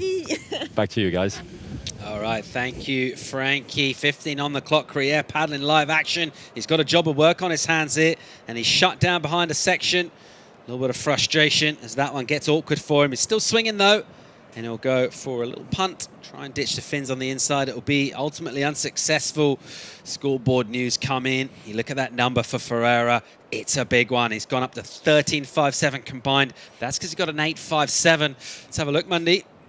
Yeah, during the interview, he's just did that. It's what Italo does. He's got height, he's got rotation, he's stuck it so easy.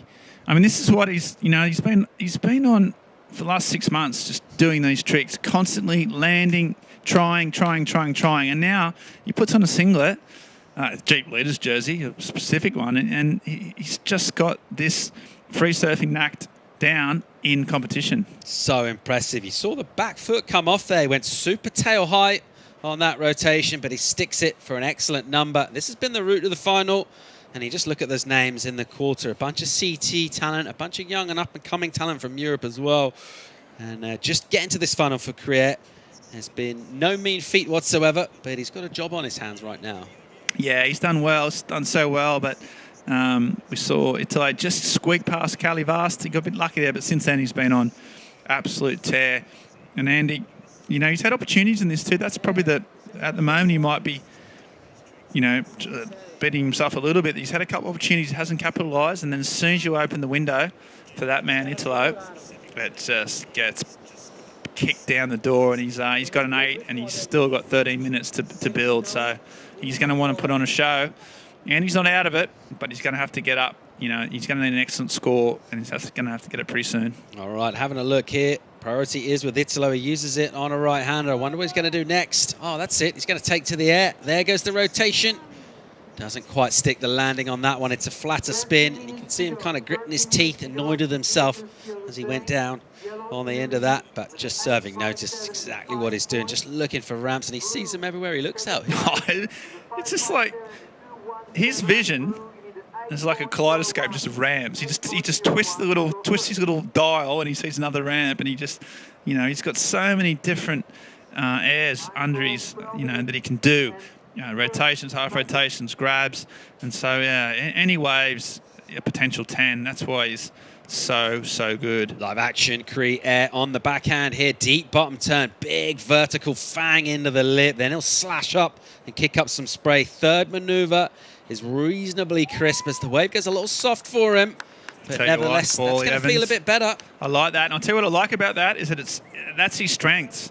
If you want to get yourself a point of differentiation between the world's best surfer, stick to what you do best. And then he just did that. That was 3 really solid turns. It was crisp, it was strong, and it was just different to Italo. And we'll see how the judges rate it. But he's got himself back in the game. We said that he needed to score to put some pressure on, and we'll see how he gets. He needs an 8. That might be a stretch, but he's surfing well and without fear. As he goes, sorry, and that's Italo still going strong. While he's doing that, he's still in the game, and his partner just clapping and cheering. She's making some noise, but right now it's very game on. It's been a really fascinating mix between these two great surfers. I mean, you're probably thinking, just looking on form and kind of strengths that you touched on, he's probably not going to outboost, is he, Andy? He's probably not going to outpunt Italo Ferreira, so he's got to stick to what he can do and maybe hope that Italo goes incomplete and doesn't get that second excellent number. That's probably his best shot of this so far. And he's got a score. We've got a score to come in for each of them.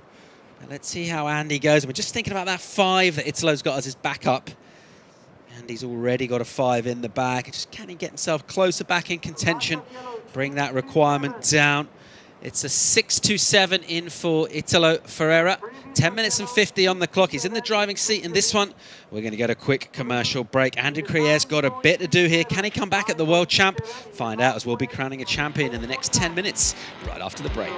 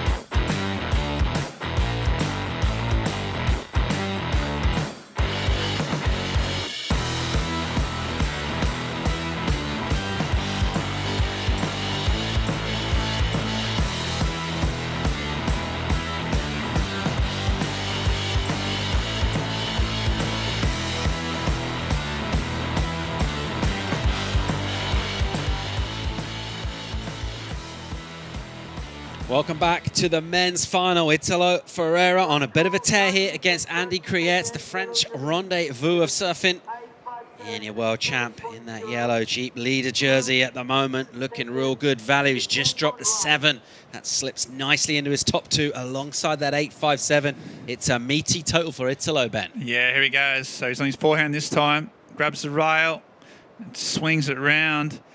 He's just getting these completions every single time. Every time Andy just gets a sniff, gets like a good wave, gets back within a bit of sort of, at least within striking range, Italo just brings out something big.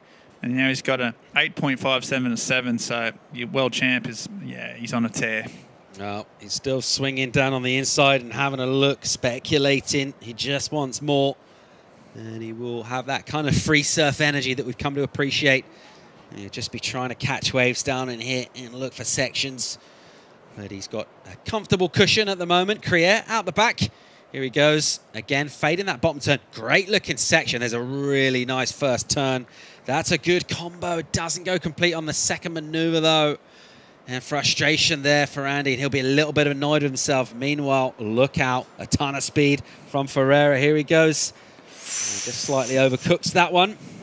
So incomplete from Italo Ferreira. Expect him to do that around about 10 or 20 times more in the remaining 8 minutes or so in this heat. I'm getting dizzy. He's literally just rotating, and every chance he gets. It's perfect air. I mean, it's just perfectly set up for him here. He's got a massive score. He's got a series of punchy beach breaks.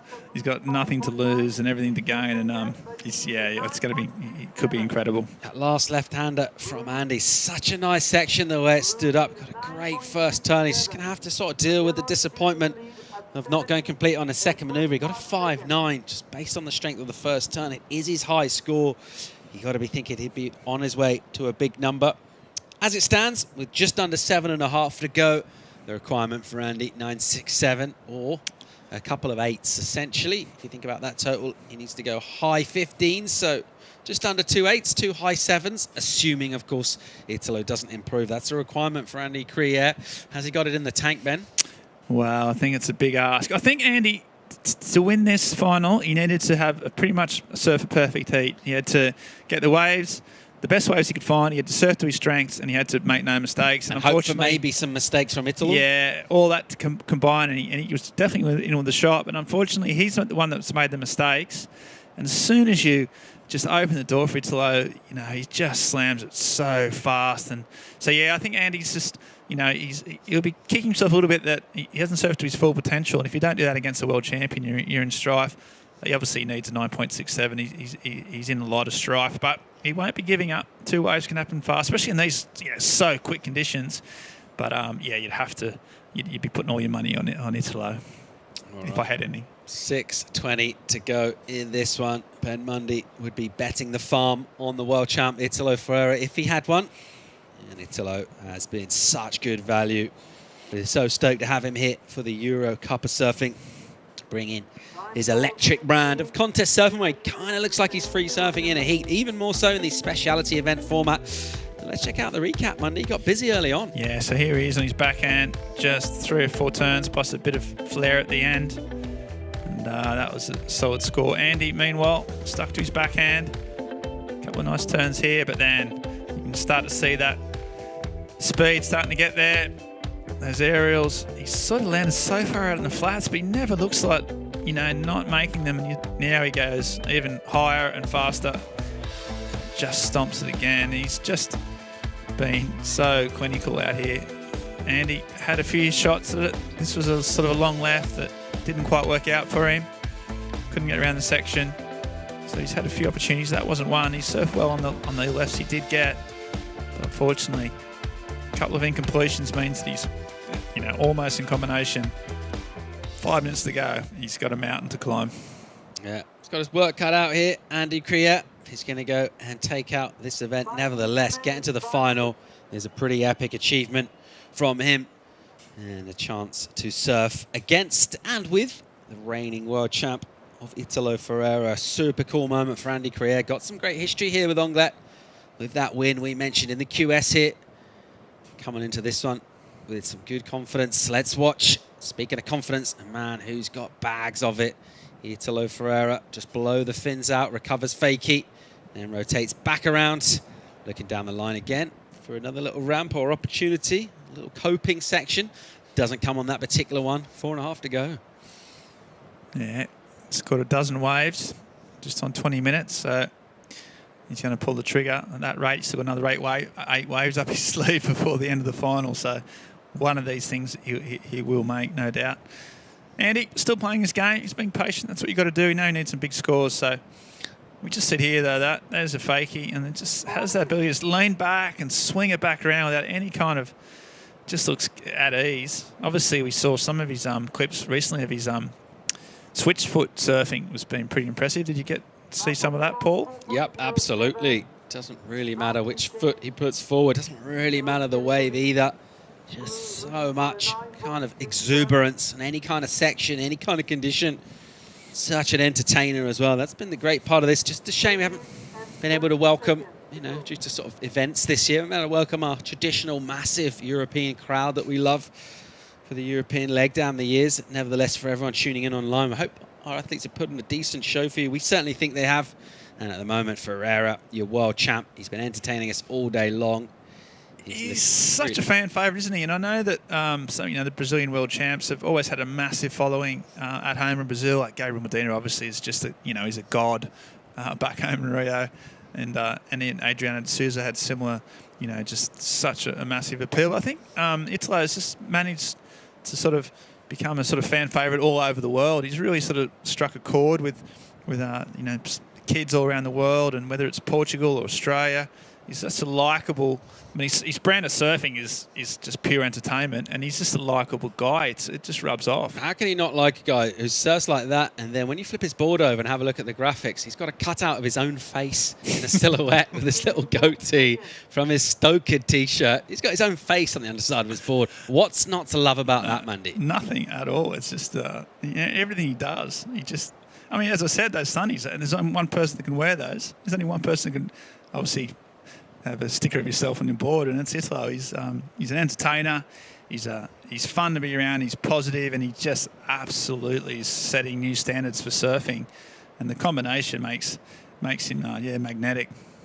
As we draw to a close, the French Cup of Surfing. It's been a real gathering of the tribe. The vibes have been great to get pro surfing back and fired up as part of this World Surf League countdown series. The Euro Cup of Surfing, of course, France is only half the story. Next week, we head southwest down to that beautiful coast of Portugal. It's the Mayo Portugal Cup of Surfing. That kicks off on the 28th. That's this coming Monday.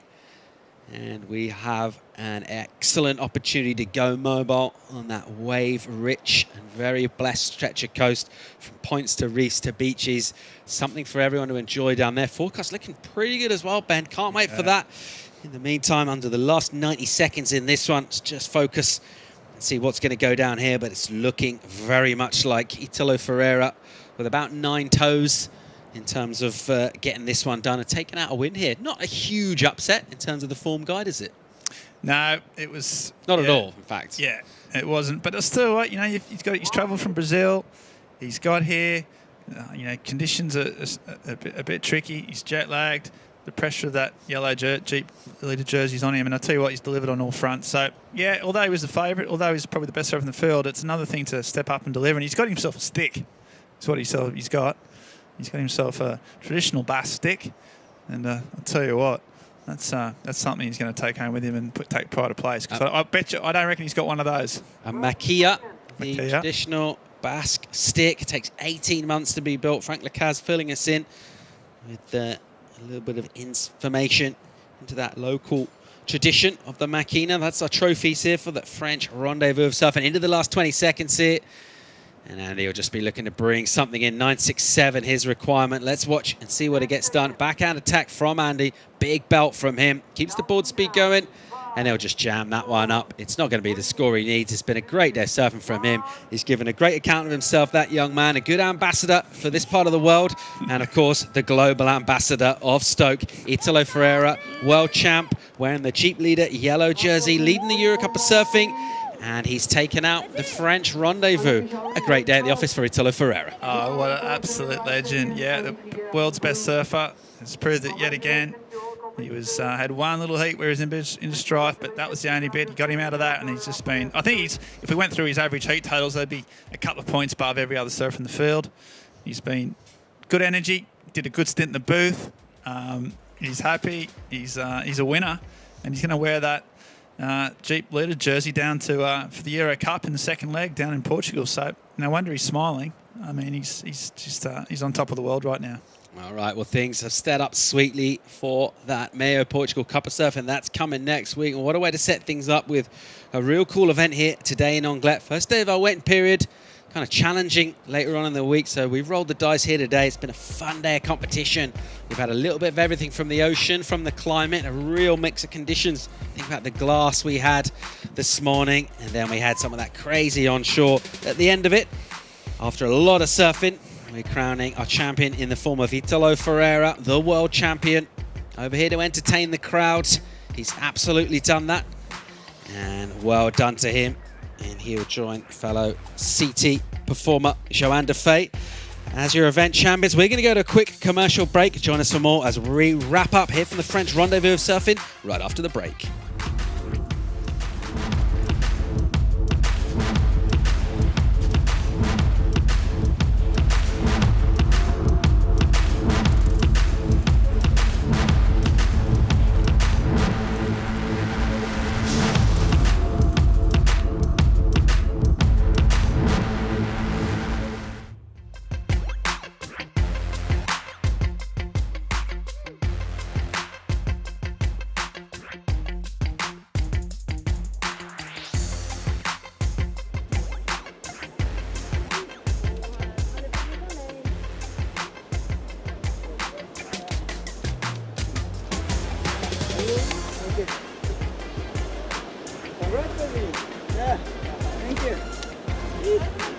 Americano. Dai, acho que sim. Peguei com razão, não.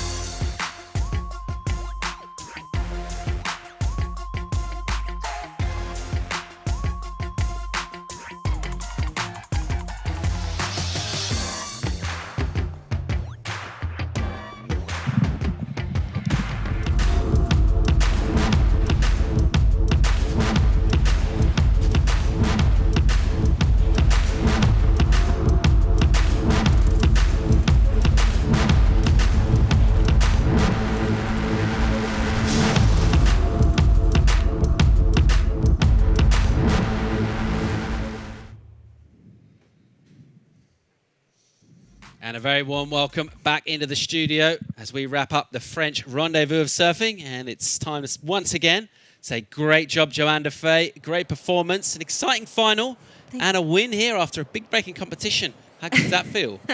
I know, it was a long day and tough final with Vahine. And yeah, last second wave made me went back to first. So pretty crazy day. I was really tired. My condition is not that great.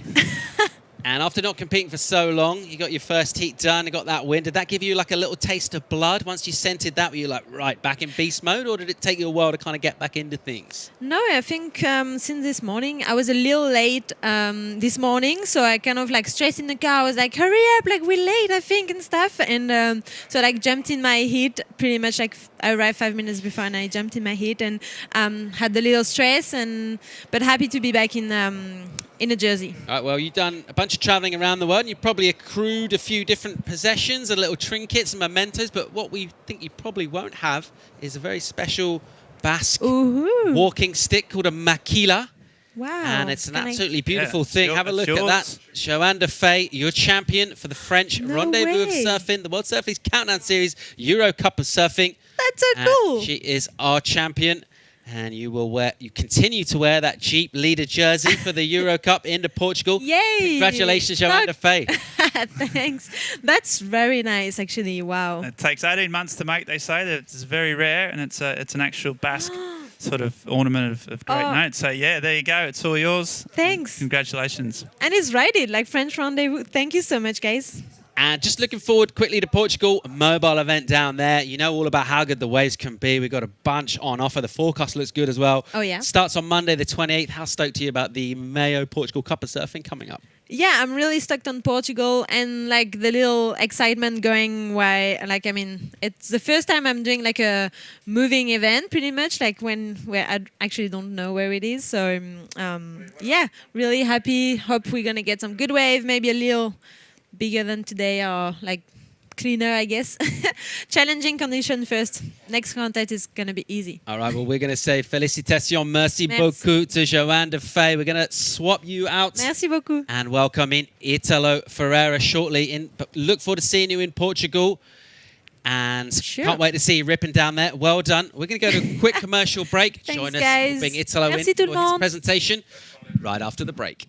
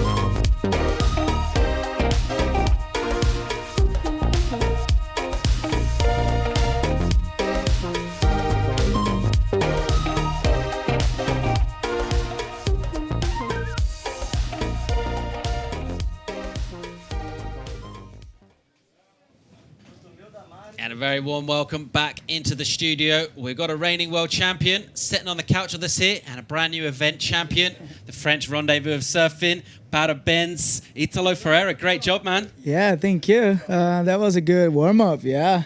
Congrats to all the boys, you know, and especially the CT guys too. And yeah, I'm so happy to win this contest, you know.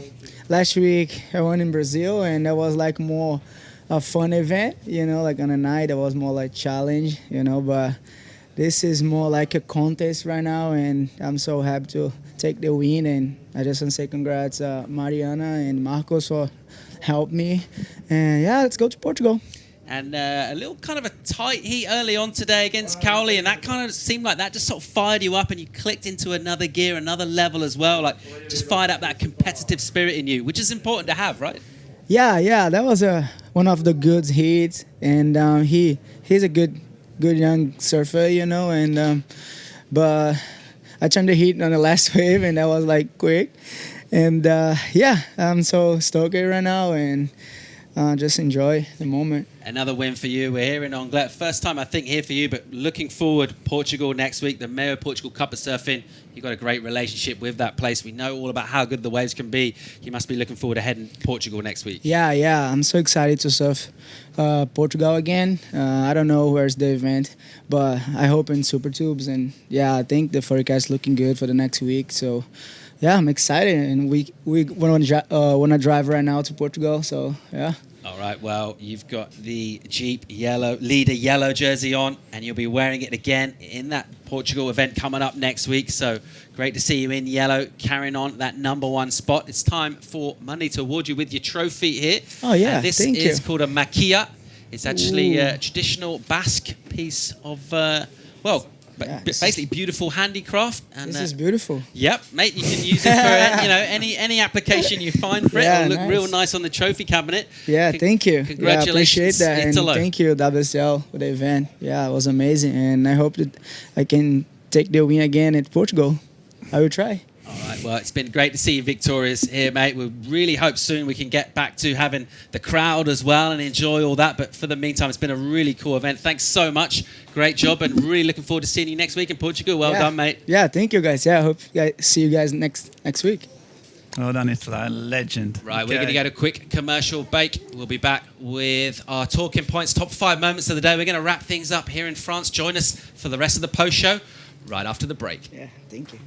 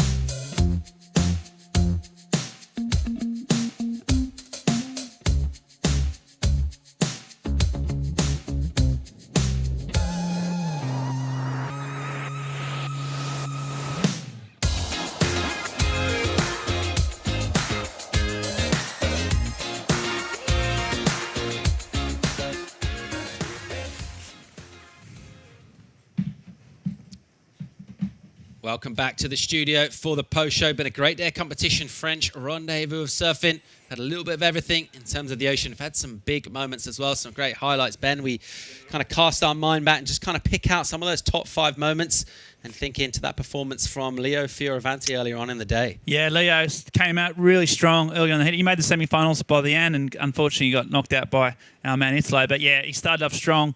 Some big rotations, really fast through the air. Just looked really great. So yeah, let's take a look at Leo. He was on fire.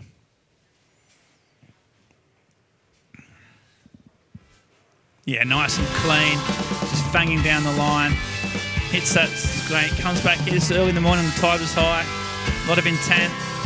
Just comes around here, real speed. There's that offshore breeze. You can see in his face how much he wanted this, and he just comes back and finishes off with a nice 7. So a nice, real strong. And, of course, we know who that is. So Italo Ferreira, he's just been electric all day.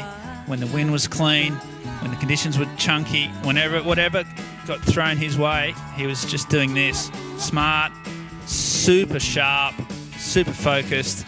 I mean, this guy's lost none of his intensity, none of his competitive zeal, and that's why he keeps winning. And he's just done 19 turns there in about 3 seconds, so incredible.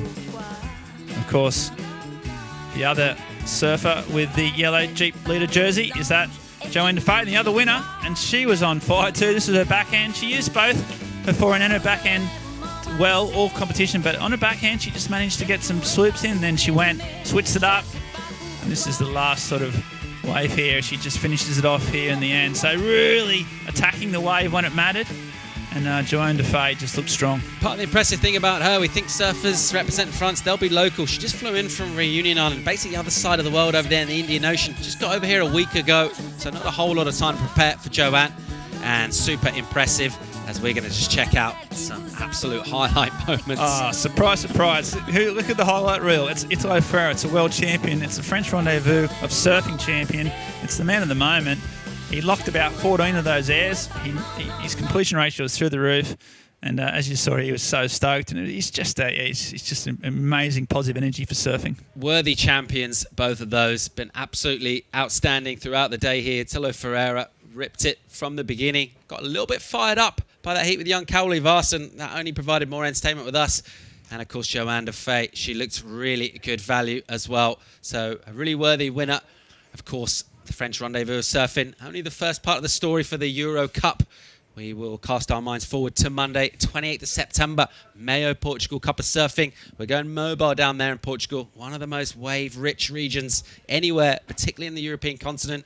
And the chart's shaping up pretty good as well. We don't know where the event's going to be, Ben, but we know where we'd like to see it. There's a bunch of waves, and going mobile, think of those locations. Let's talk Peniche, Ericeira. We can go all the way down to Santa Cruz, Costa Caparica, Cochas, Ribera, just the whole stretch from Ericeira, Peniche, all the way down. It's stacked, and there's every wind, every swell, every combination. We've got the best guys down there. We're picking the eyes out of the best waves. So, yeah, I'm really looking forward to some really quality waves. The forecast looks good.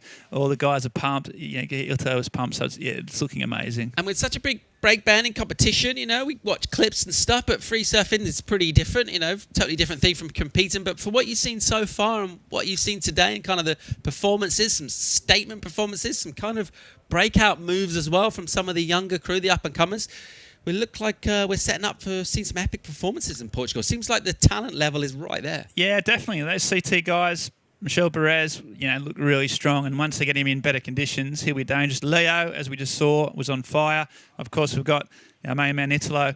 So the cream of the crop, Kanoe Igarashi was probably the only surprise early exit, but no doubt, he surfs Portugal, he lives down there, he knows it inside out. So those top four guys, I think, are just going to be powering on. They want to get that, the Euro Cup of Surfing, it's up for grabs, the two events there.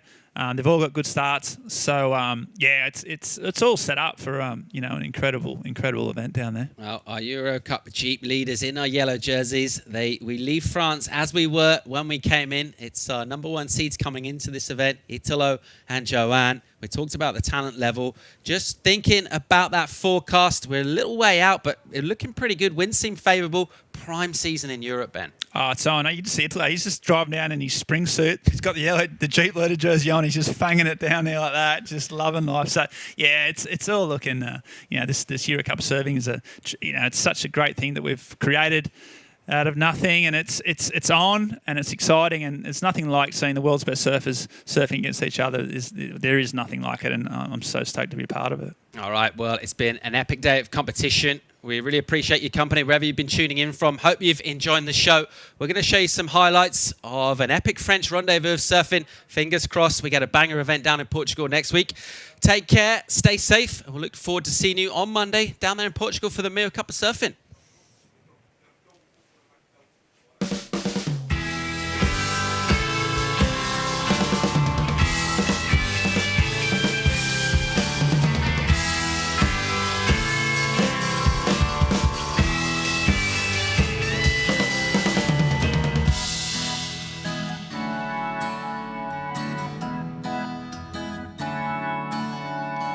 Je suis de celles qui se donnent, je ne sais pas pourquoi.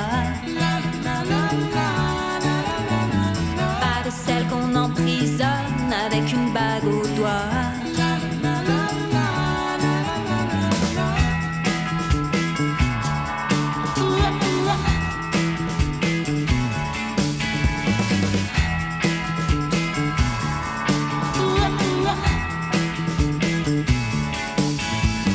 Je suis de celles qui dérangent, je ne sais pas pourquoi.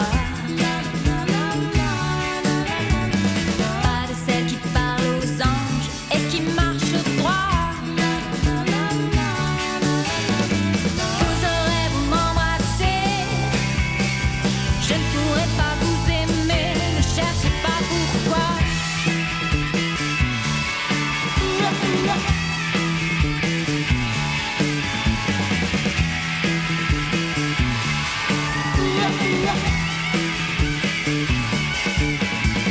Je suis de celles qui s'envolent, je ne sais pas pourquoi.